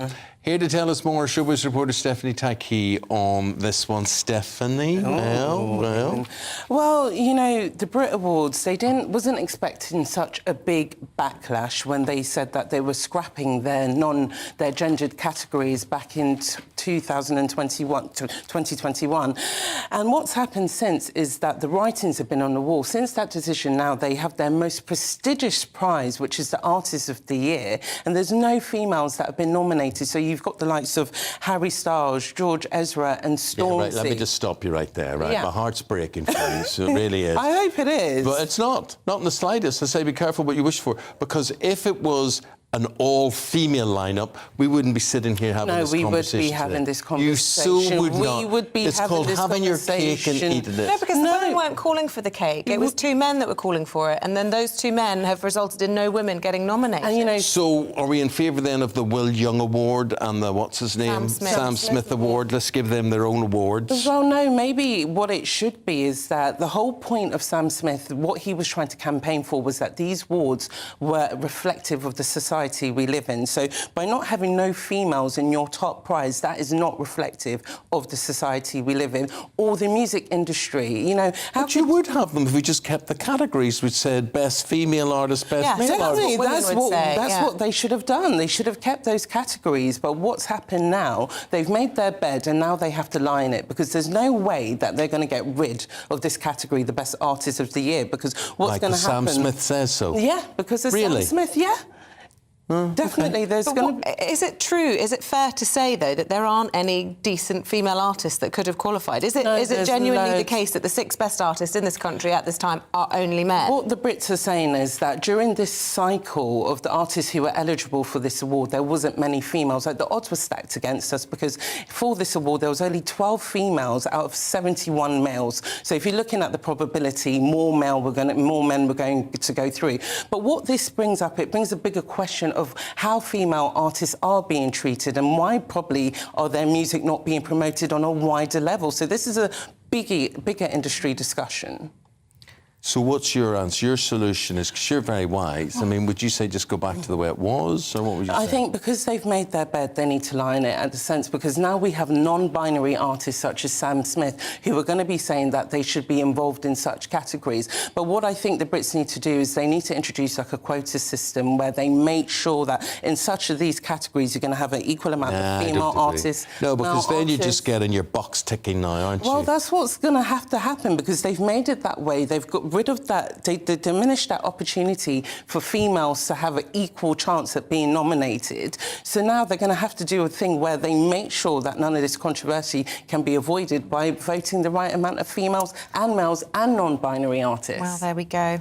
Were you going to talk about this? Oh, yes. So that Lion's Head, what's her name? Who's this? Kylie Jenner. Right, put that picture of Kylie Jenner up there and we'll talk about her holding the... She was at Paris Fashion Week. She was at Paris on the Fashion Week. In this dress. She was at Schiaparelli, and there was a big uproar because she's attended the fashion show wearing this black gown with a lion's head on it. As you can imagine... Well, that's attached to the gown. It's attached to the gown. It is not a real lion's head, it's a toy. Fake one. But can you imagine, like, a lot of animal cruelty campaigners have come up and said this is just glorifying trophy hunting, and even someone like Kerry Johnson's come out and said this is wrong.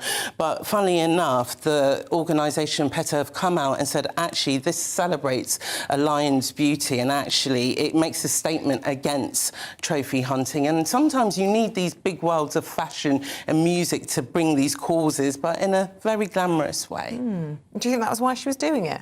Well, I think obviously she's got some kind of deal with the designer. Don't you just think it was attention-seeking? It's always attention. It's always attention-seeking when these celebrities do these things. But the main thing is it gets people talking about it, whether good or bad. I'm not interested in her or fashion, but I am interested in trophy hunting and the sort of half-wits that go out and do it. But and I would just worry that it glorifies that sort of thing. That's all. Yeah, I think it's one of those things where you're always in danger of promoting these things and making it look more glamorous than it is. But sometimes it becomes quite educational for people who would just think, oh, that's just Kylie Jenner. But when you hear the other side of the argument of people saying, actually, no, this could be animal cruelty, it educates people. Well, thank you for educating us today and introducing a touch of glamour on this programme. Thank you, which is Eamonn. all we sadly missing. Good to see you. Gives with one hand and takes with the other. Some people give, but some people have natural flair and some people... Do you think I've got natural flair? Yeah. Oh, that's good to hear. Made my day. Some people don't. Oh. I didn't say that, Isabel. Don't listen. No, don't listen to all those people that get in touch and say that you're frumpy and... Just let you know. It's not. We're going to take a break. After that, we're going to have some sensible chat with Martin Daubney and Amy Cameron. See you in a sec.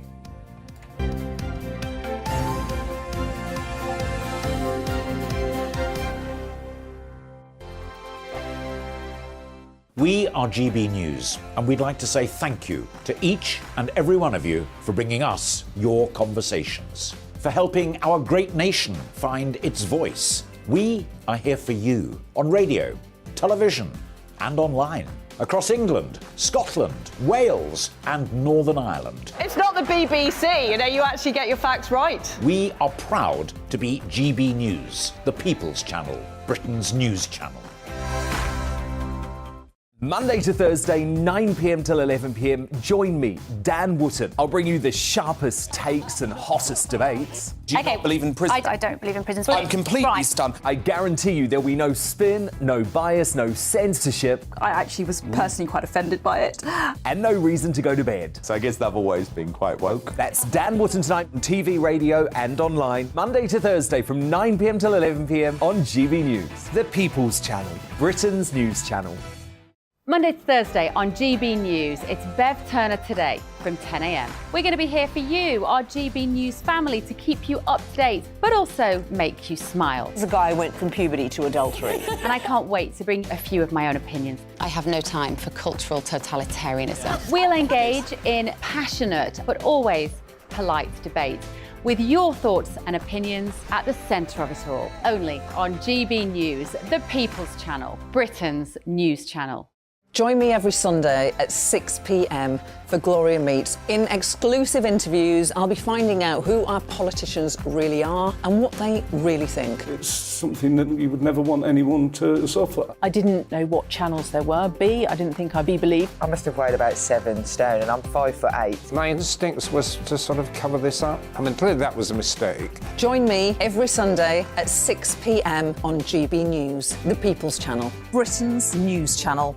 Join my show Farage, 7 p.m. till 8 p.m. Monday through Thursday, and there you will get opinion, analysis, debate, and I'll cover stories that nobody else dares to touch.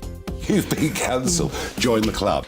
Oh my goodness me! And then for the last 15 minutes, talking pints. We're over a drink. We have a civilised conversation with someone. We very often disagree, but we do it in a grown-up way. Come and join me on Farage.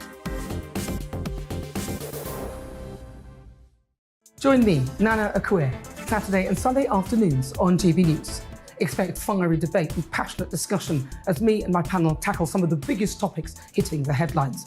It's a place for everyone's opinion. No one gets cancelled, but no one gets an easy ride. Oh, she's on it today! Be ready for conversations that are fierce, frank, and of course, fun. Every Saturday and Sunday afternoon from 4 p.m. on GB News, the People's Channel.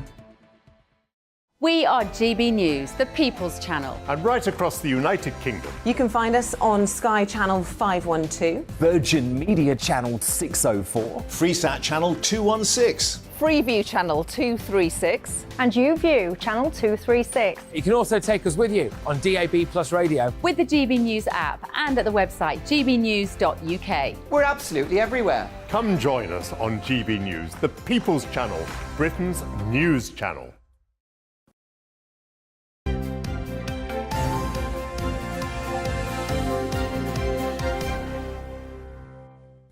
20 to 9. Let's have a final look at the papers today with Martin Dobney and Amy Cameron. We welcome both of them back. And Martin, last night between 5 and 6, the National Grid wanted to encourage people with a paltry amount of money around the country. It was 1 million quid. If you reduced your electricity output and they were able to monitor it, you get, I don't know how much you got back, but 1 million quid wasn't going to go too far. What did you think of what was happening? Well, I think it's symptomatic of an absolutely broken energy system, and this is just bribery to make people feel like they're saving money when actually they're being ripped off at rates which we've never seen before in our lifetimes. And that's because the government, the National Grid, the whole lot of them haven't planned ahead with an effective energy portfolio which allows us to be less dependent on things like Ukraine and imported gas, and less dependence on wind, there's no wind at the moment, so the wind turbines are off, there's hardly any sun. Guess what? When we need energy the most, renewables aren't delivering. We've seen a 39% increase in coal imports to keep 4 power stations switched on, which I think is a good thing. But why are we importing coal from halfway around the world, or in case of Australia, all the way around the world when we should be digging our own coal? Now, as for smart meters, I don't trust them at all. I think smart meters, they encourage us to be thrifty, that's a good thing. But I also think, call me a conspiracy theorist, they can be used to monitor, tell us off, and maybe even limit or cut off our supply. We've already seen examples of people being put onto the most expensive tariffs if they fall behind on their bills. I think they're something we should keep an eye on, but we really need to fix our energy policy, and bribing people with a tenner is the wrong end of the spectrum. Now, I want to ask you something else related, and that's energy education, right? And I am this person, I go around switching lights off in our house, right? So when I was going out this morning, what did my wife do? She turned on all the lights in the house as I was leaving. So she went back to bed, but she put on lights in the garden, lights in the porch, lights in the hallway, lights, and it was like, and I think, say nothing, just get out. But it was against everything I stand for. So I come into work, and I pass this school every day, and the parking area is lit up, the classrooms are lit up, the playground is lit up. And I think, is this a mistake? Is someone, but it's there every morning. Petrol stations lit up, shop fronts are lit up, buildings are lit up. If we're going to educate us in anything, of the National Grid is going to set an example, when did we start lighting everything up? It wasn't like that in the 70s. First of all, I will not hear a bad word against your wife, National Treasure. You should live with her. Turn on as many lights as you like. No, I don't disagree with you at all on this, actually. And I think it's really interesting. We have this real aversion in this country around. Do you remember there was all that fuss about Liz Truss refusing to put out an information campaign on saving energy? And actually, British people are incredibly thrifty and very, very averse to anything which feels like waste. Yes. And people do find that really upsetting, I think. If you're, especially in central London, you move around central London at night, you see so many office blocks completely illuminated, and that does just feel like fundamentally wrong. So we're going to have to interrupt you, and we're going to sort that, and we're going to talk to Martin about another story whilst we deal with that. I was just enjoying that. I know, but no one at home can hear, unfortunately. So, Martin, can we talk about J.K. Rowling? She has waded into this row, which we've been talking about with Labour over the last few days. Rosie Duffield being heckled and laughed at, and worse, in the Commons, not by members of the opposition, but from her own party. J.K. Rowling getting involved. Yeah, and Rosie Duffield was briefed against by a Starmer aide, Matthew Doyle, who said basically she needs to spend less time with J.K. Rowling. And Rosie said, well, I've hardly ever been with her, and anyway, what's it got to do with you? Labour's got a terrible woman problem at the moment. We have a Labour Party leader who cannot even define what a woman is. For your benefit, Sir Keir, it's an adult human female. The trans issue is tearing the Labour Party apart and the SNP, and if this gender recognition bill isn't resisted and it goes nationwide, I think it represents a huge problem. 26,000 people at the very most conservative in Scotland identify as trans versus almost 3 million women. I just don't understand this. It needs to be solved with a hefty dose of reality. The Labour Party is the party of my birth. I used to be a Labour Party voter for 20 years. They prided themselves on respecting women and protecting their human rights. They've thrown women under a bus in the name of trans politics. And they've still never had a female leader as well, have they? That will happen eventually. Yeah. Could I just say about J.K. Rowling? And she writes under this other name, Galbraith, whatever. Robert Galbraith. Yeah. Robert Galbraith.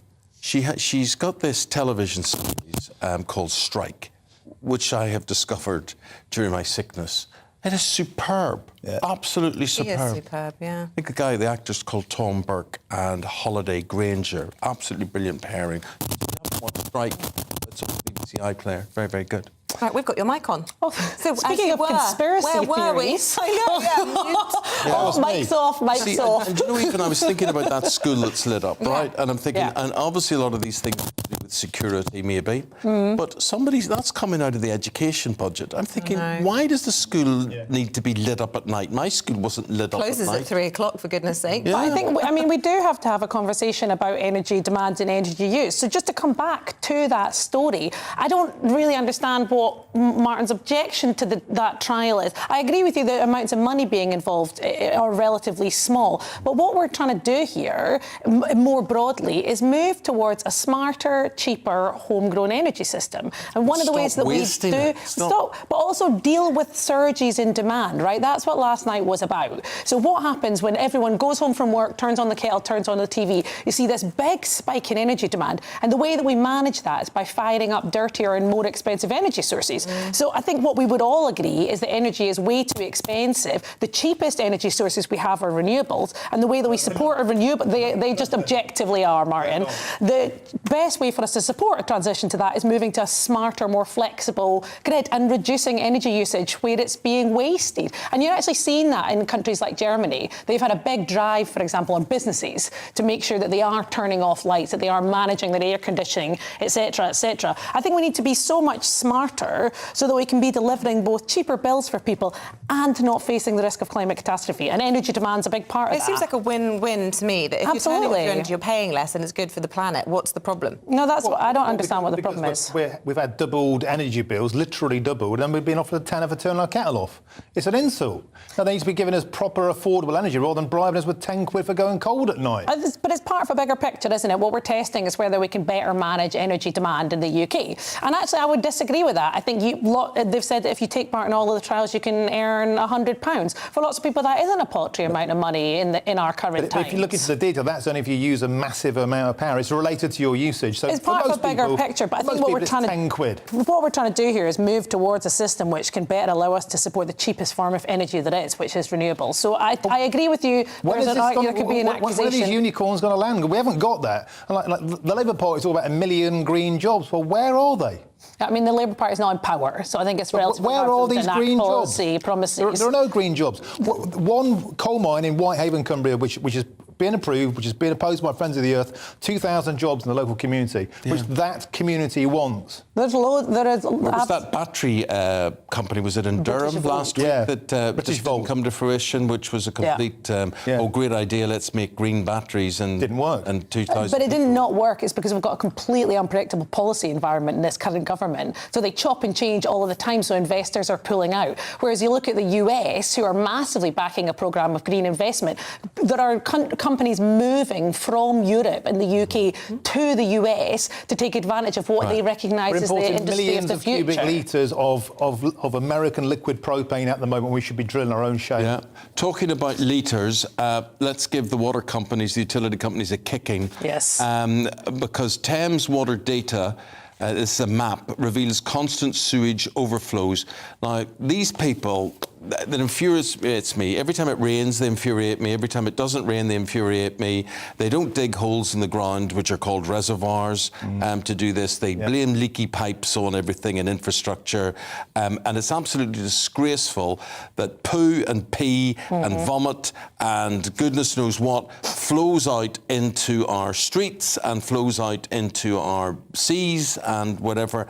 And this lot get away with it time after time. This is from The Guardian. Yes, enjoy your breakfast, everybody. I totally agree with you. So water companies are one of the few remaining privatised monopolies. So they were privatised in the 80s, and since then they have taken out something like 59 billion in dividends towards shareholders, while completely failing to invest in maintaining and upgrading the system, to the point that we now have raw sewage being discharged into waterways. It's absolutely disgusting. I do think this is something, this kind of raised its head as an issue last year, and I think it's issues like this the Tory party are completely failing to grapple, like how much this angers communities. As a Londoner, I was under the impression that loads of progress was being made in terms of this super sewer under the Thames, and certainly near where I live, they've been building along the bank of the Thames for months and months and months. So it kind of doesn't chime with that. I was sort of under the impression that the water was getting cleaner, we were going to see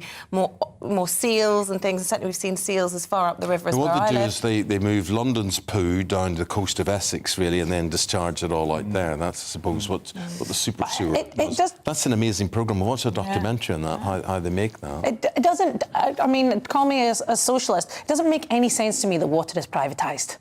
People should not be profiteering. Well, there's a reason for that, and that is when it was publicly owned, they invested no money in maintaining the ancient, creaking, broken Victorian sewage systems of Britain. And it took millions and millions and millions of pounds of private money to bring them up to a satisfactory level of service. So we can't have our cake and eat it, because the public money was not there to do those maintenance tasks, and that's why it took a private sector input. I think the rate we're going, we can't have our water and drink it. It's full of sewage.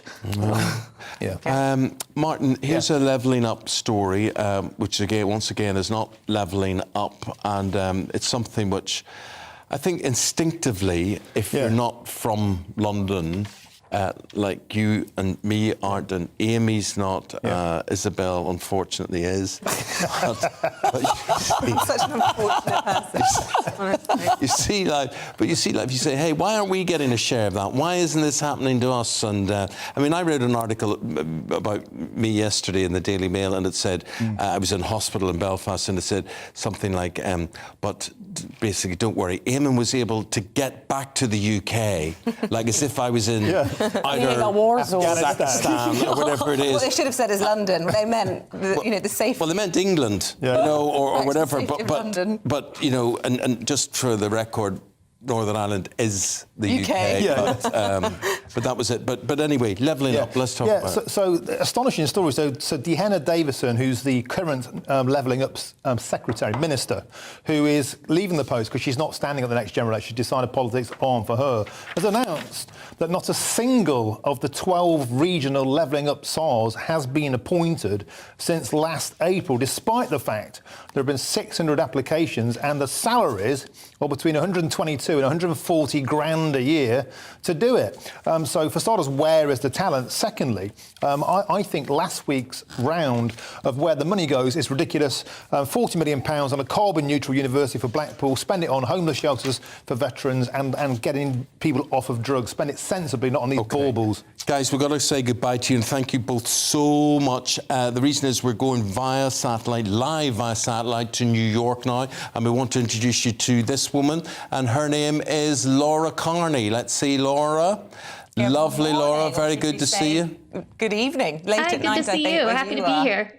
Yeah, it's great you're being here. And we're here in tribute of your late dad, Mick. Right, Mick was killed in a car crash and you were 25 years of age. And then there's this amazing story, which, Laura, I believe is going to be made into a film. It has to be a film script. So, you found your dad's bucket list, basically. Tell us about that. Yeah, I had recently gotten married and I was visiting my younger brother who was also about to get married. He was buying his first house and turns out he had had it for 13 years since his death. And he just was showing it to us and saying, "Did you know about this?" And I said, "No." And of course, you know, it was so typical of my dad. He was such a dreamer. And as soon as my husband and I saw it, we just knew I have to finish this for him. Give us a sense then of what is on or was on your dad's bucket list and, you know, what it's been like fulfilling it, because you have now completed it, haven't you? I have. I just did at the end of December. Gosh, they ran the gamut. Really seemingly impossible things like correspond with the Pope, talk with the president, you know, own a large house with our own land, things like that. Have a tennis court. I took a swag license.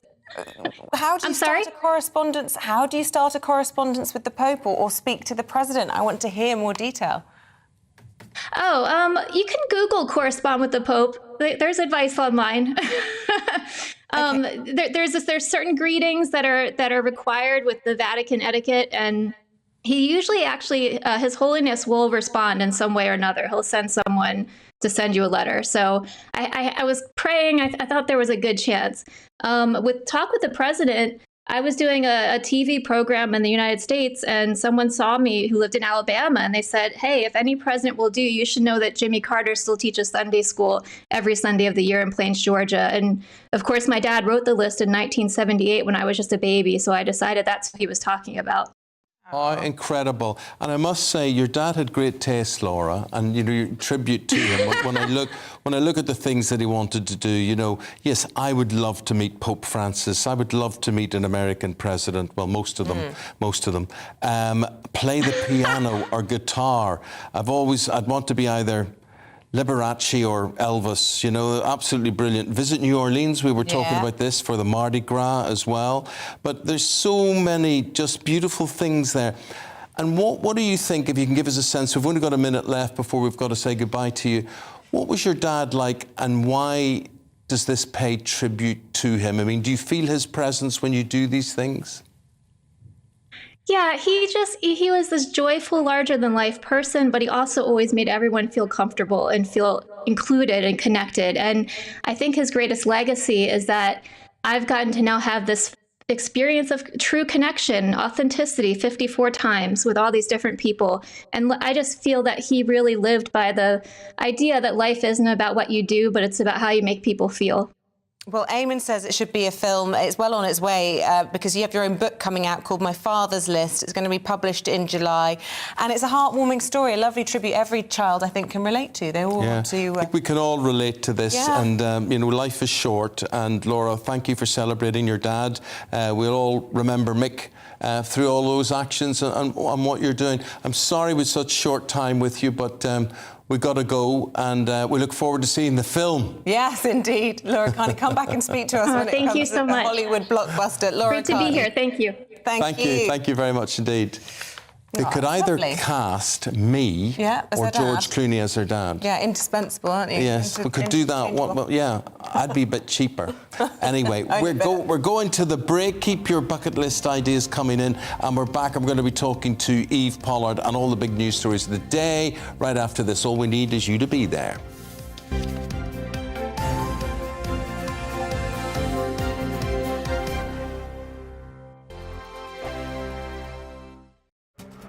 This year on GB News, we've got brand new members in the family. Join us. Across the entire United Kingdom, we cover the issues that matter to you.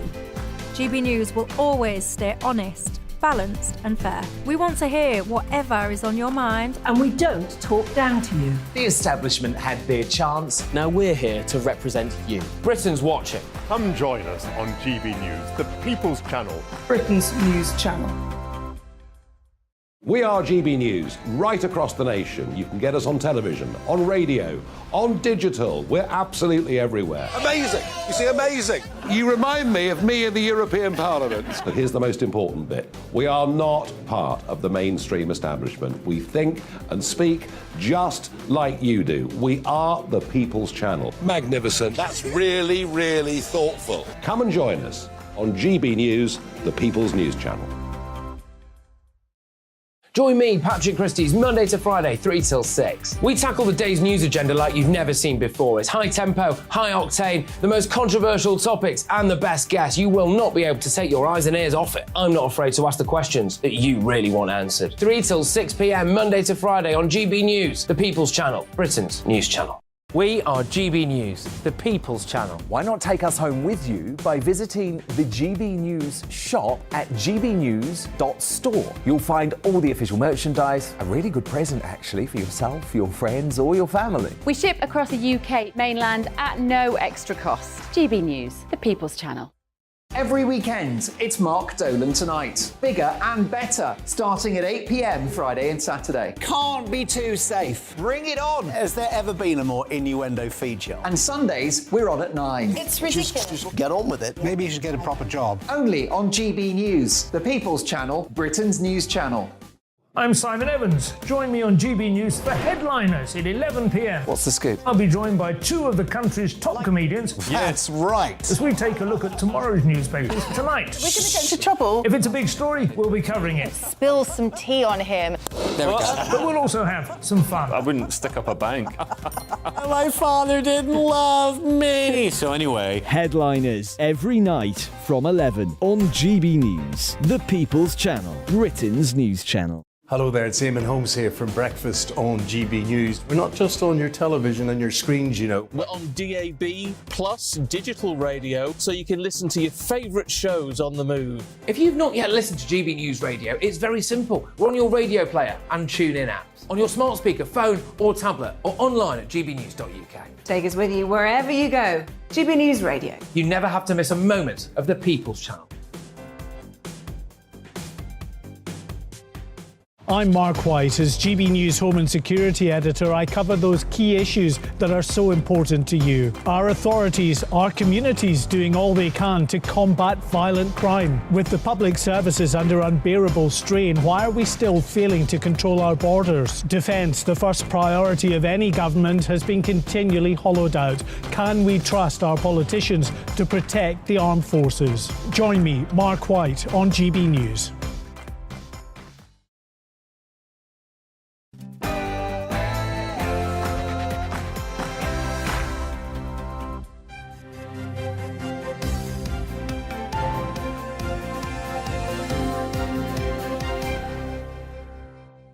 The family of a murdered young woman say the probation service and ministers have blood on their hands after a report reveals serious failings. Hello there, very good morning to you, wherever you're watching, wherever you're listening from, and wherever you are around the world. The time, 9:01 here in the UK. It's Tuesday, the 24th of January, my brother Brian's birthday. This is, who incidentally makes out he's much younger than me, but he's actually only a year younger than me. But anyway, and I'm 43. You're tuned into Breakfast on GB News with Eamonn Holmes and Isabel Webster. Here's what's leading the news this morning. Serious mistakes by probation staff allowed a man with a history of violence to stalk and kill Zara Aleena. A watchdog report found errors that meant Jordan McSweeney was not classed as high risk. Policing Minister Chris Philp told us lessons have been learnt. This kind of incident is thankfully very rare, but it is appalling and heartbreaking when it does happen, and that is why these lessons are being learnt, changes are being made. I think one of the individual probation officers who involved in the decision making is subject now to disciplinary proceedings, and we do need to make sure this kind of thing doesn't happen again. Nadhim Zahawi is fighting for his political life this morning after the Prime Minister ordered his own ethics advisor to look into the Conservative Party chairman over a multi-million-pound tax penalty. Boris Johnson's called on UK's allies to give Ukraine the weapons it needs to win its war against Russia, asking, what is the West waiting for? And disgraced socialite Elaine Maxwell has given her first interview behind bars after being jailed for sexual abuse of young girls. We're going to be speaking to the former newspaper editor Eve Pollard, who knew Elaine and her father because she worked for him at the Sunday Mirror.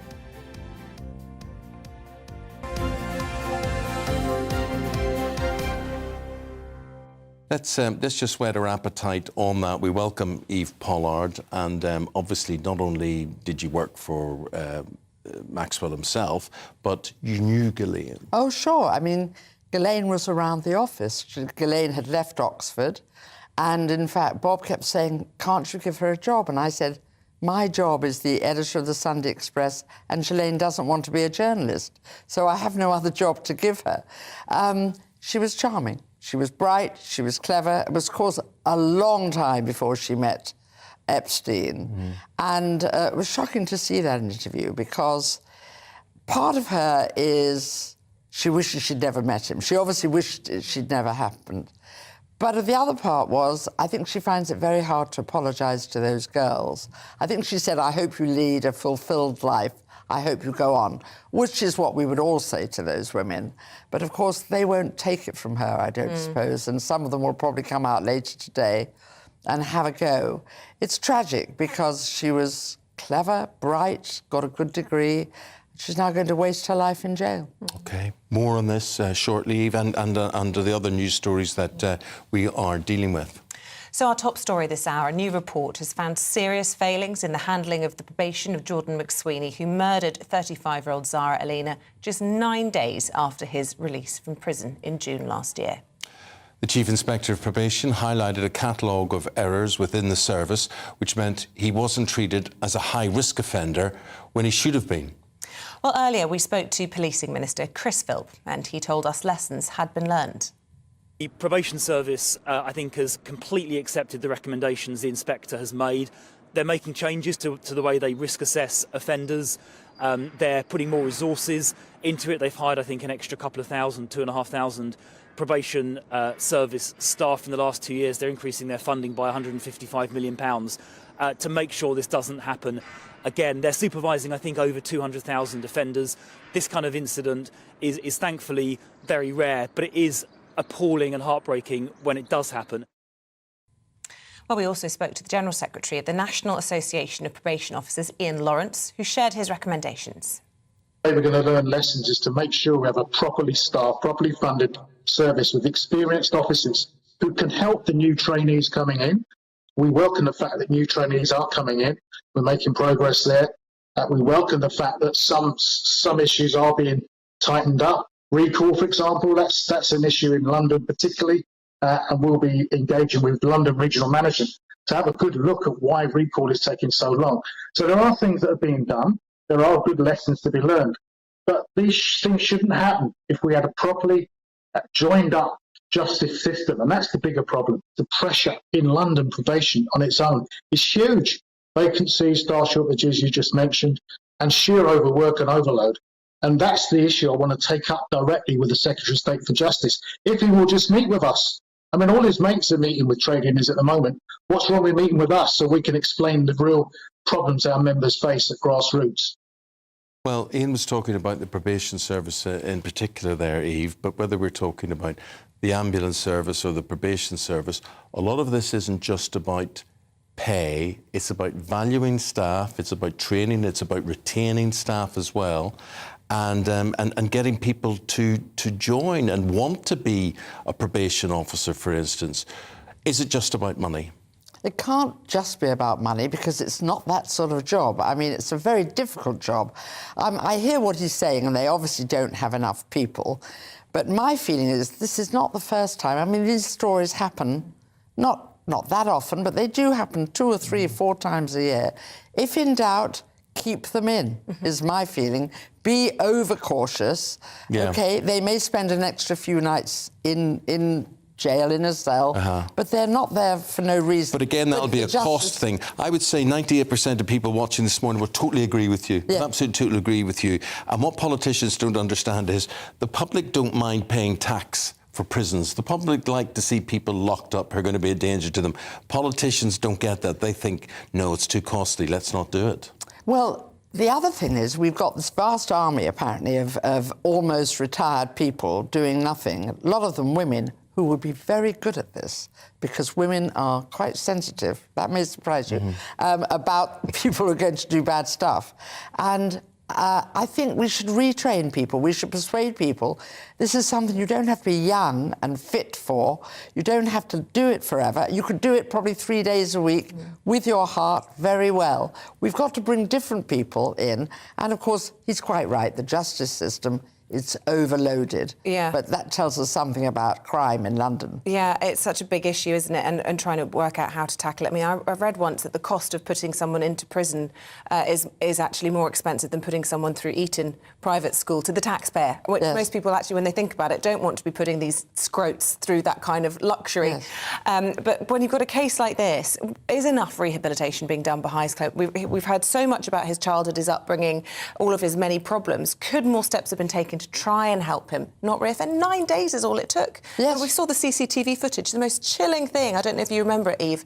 He looked as if he was hunting for what he wanted to eat for supper. It was this girl, then it was another girl, and he was running down the street. It was absolutely the worst CCTV footage I've ever seen from a murder trial. And also, you probably should speak to the other prisoners, who, of course, would be pretty nervous about giving information, but they know what their fellow prisoners are thinking. And this guy obviously kept a facade up. And you're quite right. I mean, you need more people talking. You need more people. And if in doubt, keep them in. Concerns are growing for a woman, her newborn baby, and her partner as it quickly approaches 3 weeks since they went missing. Constance Martin, known as Toots to her friends, and Mark Gordon are now the subject of an international missing persons investigation. This is after a string of attempts to slip under the radar of authorities. They were last seen at East Ham Tube Station, this is in Newham, on the 7th of January, with their newborn baby wrapped inside its mother's coat. Our national reporter Ellie Costello with more. Missing woman Constance Martin may have given birth in the back of a car, which was later found burnt out in the Greater Manchester area. Reports suggest that the placenta had been found by fire crews. The new mum is from an aristocratic family with links to the royals. She disappeared with her newborn baby and her partner, Mark Gordon, on January the 5th. The last official sighting of them was on January the 7th. So what do we know so far? Well, on the 5th of January, the couple left their abandoned car on the M61 near Bolton at around 6:30 p.m. The next day, the pair travelled 30 miles by taxi at 3:30 in the morning. On the 7th of January, they journeyed 267 miles south to the port of Harwich. They were then spotted in the Essex town of Colchester at 9 a.m. The last official sighting of the couple was at East Ham Tube Station between 10:30 and 12:30 on the 7th of January. Each time that Miss Martin and Mr. Gordon are spotted on CCTV, they're covering their faces or looking away, and they have kept their baby covered up. Investigators say the couple appear to know how to evade authorities, making the search for them even harder. Concerns are also growing as neither Constance nor the baby have seen a doctor. The family have no luggage as most of their belongings were destroyed in the car fire, but Constance is believed to have access to cash. Her father, Napier Martin, made a direct appeal to his daughter through the Independent newspaper. Darling Constance, even though we remain estranged at the moment, I stand by, as I have always done and as the family has always done, to do whatever is necessary for your safe return to us. I beseech you to find a way to turn yourself and your wee one into the police as soon as possible, so you and he or she can be protected. Only then can a process of healing and recovery begin, however long it may take, however difficult it may be. Little is known of Mark Gordon. He was born in Birmingham, but moved to the US with his family. When he was 15, he was convicted of rape and spent the next 20 years in jail. He was recorded as deported from the US in 2010. Constance and Mark Gordon appear to have gotten into a relationship in 2016 when she dropped out of drama school. She has been estranged from friends and family ever since. Photos on her Facebook shared in 2020 captioned "Her love sprogs" appears to suggest that she's had more than one child. In a statement, the Met Police say this is a complex investigation with officers from across the Met continuing to work around the clock to find Constance, Mark and their baby. There is nothing to suggest that any of them have come to any sort of intentional harm. We just need to ensure they are okay, especially the baby, and do not require any medical assistance for any underlying issues. Detectives are appealing for anyone with information or suspected sightings of the couple to get in contact with the Metropolitan Police. Ellie Costello, GB News.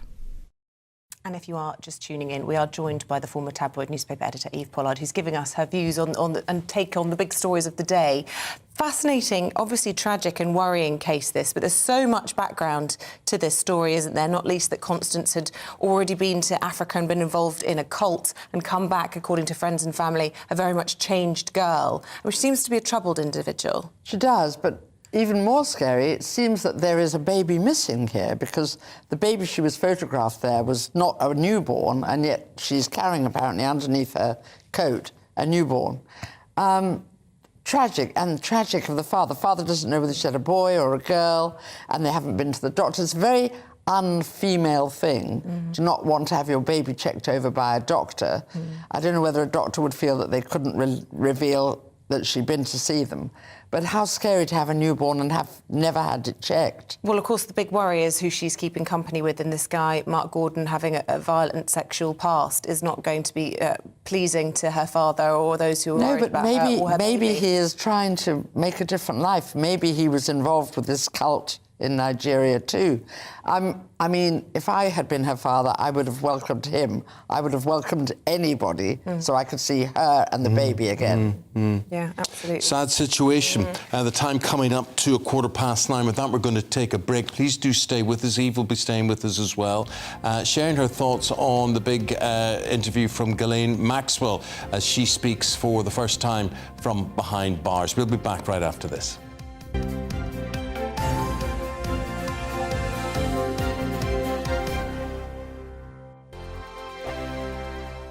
He's the king of breakfast TV, and he's back. Eamonn Holmes, back on the TV Surprised with me this morning. Even remember my name. I know, it's been 4 months. You have holy water by your bed? Oh, yes. Oh, good. Already to bless. Oh, Eamonn. Oh. Why do you not believe anything I say? Eamonn Holmes back on GB News Breakfast at 6 a.m. Here on GB News Live, we'll be keeping you in the picture, finding out what's happening across the country and finding out why it matters to you. We'll have the facts fast with our team of reporters and specialist correspondents. Wherever it's happening, we'll be there from 12 noon on TV, radio and online. GB News, the People's Channel, Britain's news channel.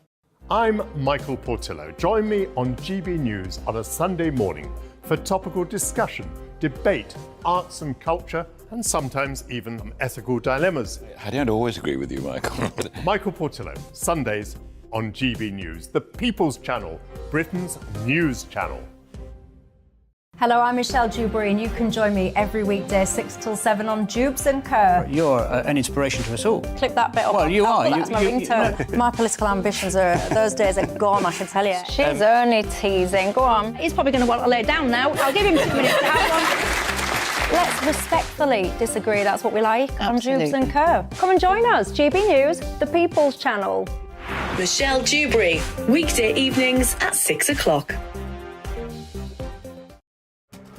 This year on GB News, we've got brand new members in the family. Join us. Across the entire United Kingdom, we cover the issues that matter to you. GB News will always stay honest, balanced and fair. We want to hear whatever is on your mind. And we don't talk down to you. The establishment had their chance. Now we're here to represent you. Britain's watching. Come join us on GB News, the People's Channel. Britain's news channel. I'm Simon Evans. Join me on GB News for Headliners at 11 p.m. What's the scoop? I'll be joined by two of the country's top comedians. That's right. As we take a look at tomorrow's newspapers tonight. We're going to get into trouble. If it's a big story, we'll be covering it. Spill some tea on him. There we go. But we'll also have some fun. I wouldn't stick up a bank.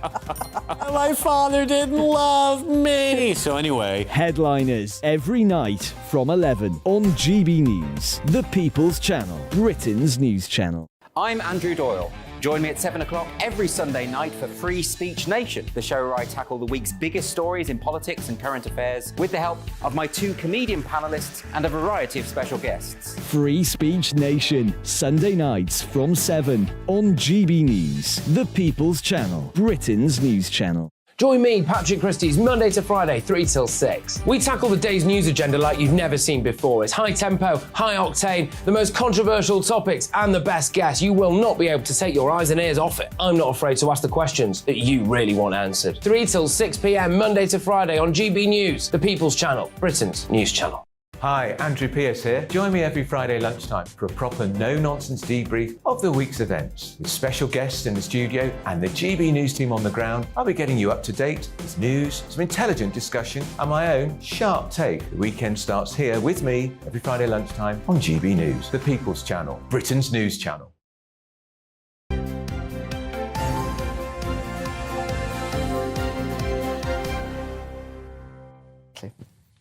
Welcome back. Still here, we're with the legendary tabloid editor Eve Pollard, who's giving her take on the big stories of the day and lots of things in between.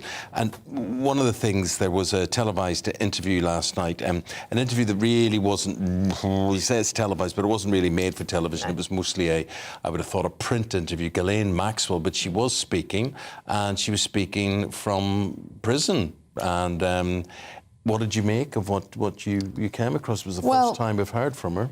She's a very different Elaine to the one I knew. I think, look, she said she regretted meeting Epstein, which I'm sure she does. Her brother, Ian, I mean, her brothers are both very nice, Kevin and Ian, the ones I knew, trying to protect her. So they're in there making sure she doesn't say anything more difficult, makes her life difficult. And I think... No, I've got water, thank you. Sorry. I think she couldn't bring herself to apologise to those other girls, could she? Well, I think it almost... I mean, the way it's being portrayed anyway, and I didn't hear the interview, so correct me if I'm wrong, but the way she said they need to move on with their lives, they don't want to hear that from her. How dare she tell them they need to move on? She did say it like that. She facilitated them being sexually abused.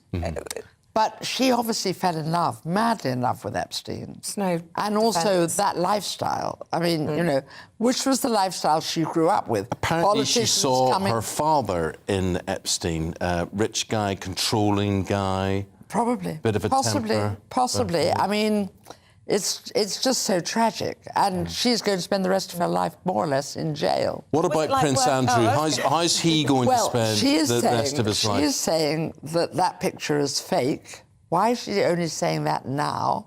Why do you think? Well, she says she can't remember that picture being taken. It was taken in, apparently, her house. And she says if it ever comes to court, they will show that picture and they'll show it's fake. My idea of the royal family wanting Prince Andrew to go into the witness box is something I think they'd rather forego. So whether it will ever come to that, but you see, Alan Dershowitz, who's a brilliant lawyer in America, has fought against this, and Victoria Giuffre, as it were, left him off the hook. I mean, the tragic thing about all of this is, of course, it was the wrong way of life and the wrong way to meet any girl. But I imagine Andrew had no idea she was being trafficked. I imagine Andrew thought she was a girl there to have fun on this island and thought she liked him and he liked her. And he should have made that very clear at the beginning, in a way. It's very sad because Andrew probably had all sorts of things to give and now we won't see them either. Well, although it sounds as though he's going to try and launch a fight back, and the question is, does the public want him to be rehabilitated, or if the court of public opinion already had their verdict The court on of him? public opinion has had their verdict. It would be interesting if that photograph was a fake, because that's been the main stem of her anger. But who knows? None of us know the truth, do we? And so it's very difficult. And it's very difficult, having been brushed with the bad tar of this, to come out smelling of roses. Eve, can we ask you, as a former newspaper editor, about the front page of the Daily Mail today? Really interesting. I woke up and I thought, oh, gosh, Ukraine's back on the front of one of the newspapers. How interesting. What's happened? And then I realised who had written it, and quite clearly it's only on the front page because it's being written by Boris Johnson. Well, I think it's partly on the front page because of that, but it's partly because I think Europe is horrified that you have a Germany, possibly you have to remember we fought against this country twice, who won't give them tanks, and they need tanks. They need tanks now, while it's really cold, while it's really... The Russians are using everything they can to destroy Ukraine. And I think he's saying, if not now, when? But our Foreign Secretary has been saying that. Our Foreign Secretary has been to Washington and said so that. So you think Boris is on manoeuvres, do you? I'm interested in whether you think he is. Well, he might be. I mean, Rishi Sunak doesn't need this glamorous, noisy figure in the background. It can't be easy. Perhaps he just can ignore it. And Boris does obviously feel very strongly. I mean, he was the first leader to dive in, and luckily the Americans have followed, and other countries. Macron is now providing more arms. I believe he wanted to be a war correspondent, apparently, rather than a political sketch writer. Well, you know, everybody thinks... Churchill was a war correspondent. Everybody thinks when you go into journalism, I'll be a war correspondent. I would have had nervous abdabs. I never was. My husband covered the Nigerian war and said it was jolly terrifying when bombs were suddenly coming at you. And there are brilliant war correspondents. I mean... No, terrifying. I don't love GB News, Sky News, ITV News, BBC News enough to die for them. I do have to say, having been in riots and things in Northern Ireland, it's not fun. It's scary. It's scary. And however big you have that thing saying press, they often hate the press. So in many ways, he's brave going out there.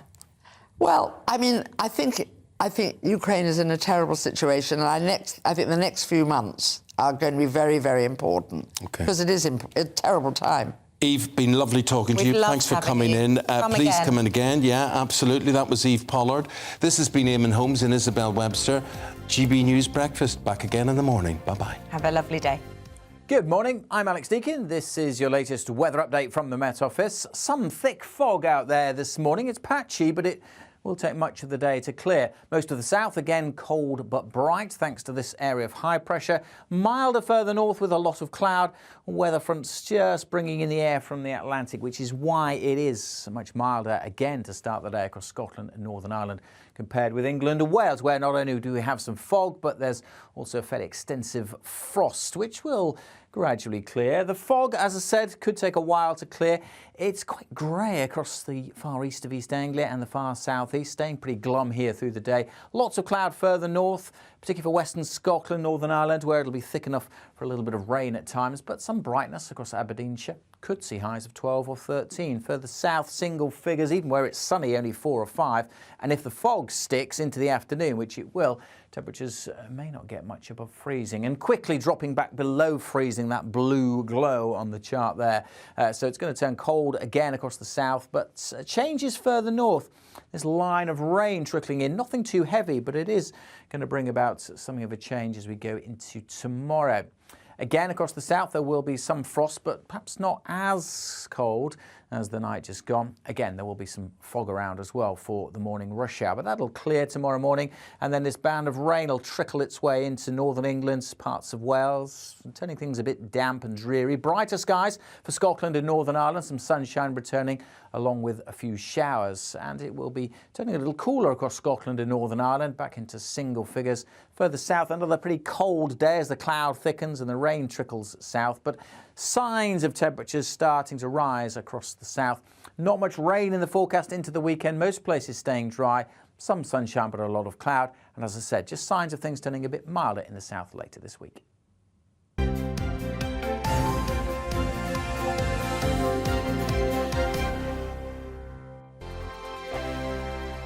We are GB News, and we'd like to say thank you to each and every one of you for bringing us your conversations, for helping our great nation find its voice. We are here for you on radio, television, and online, across England, Scotland, Wales, and Northern Ireland. It's not the BBC, you actually get your facts right. We are proud to be GB News, the People's Channel, Britain's news channel. Monday to Thursday, 9 p.m. till 11 p.m. Join me, Dan Wootton. I'll bring you the sharpest takes and hottest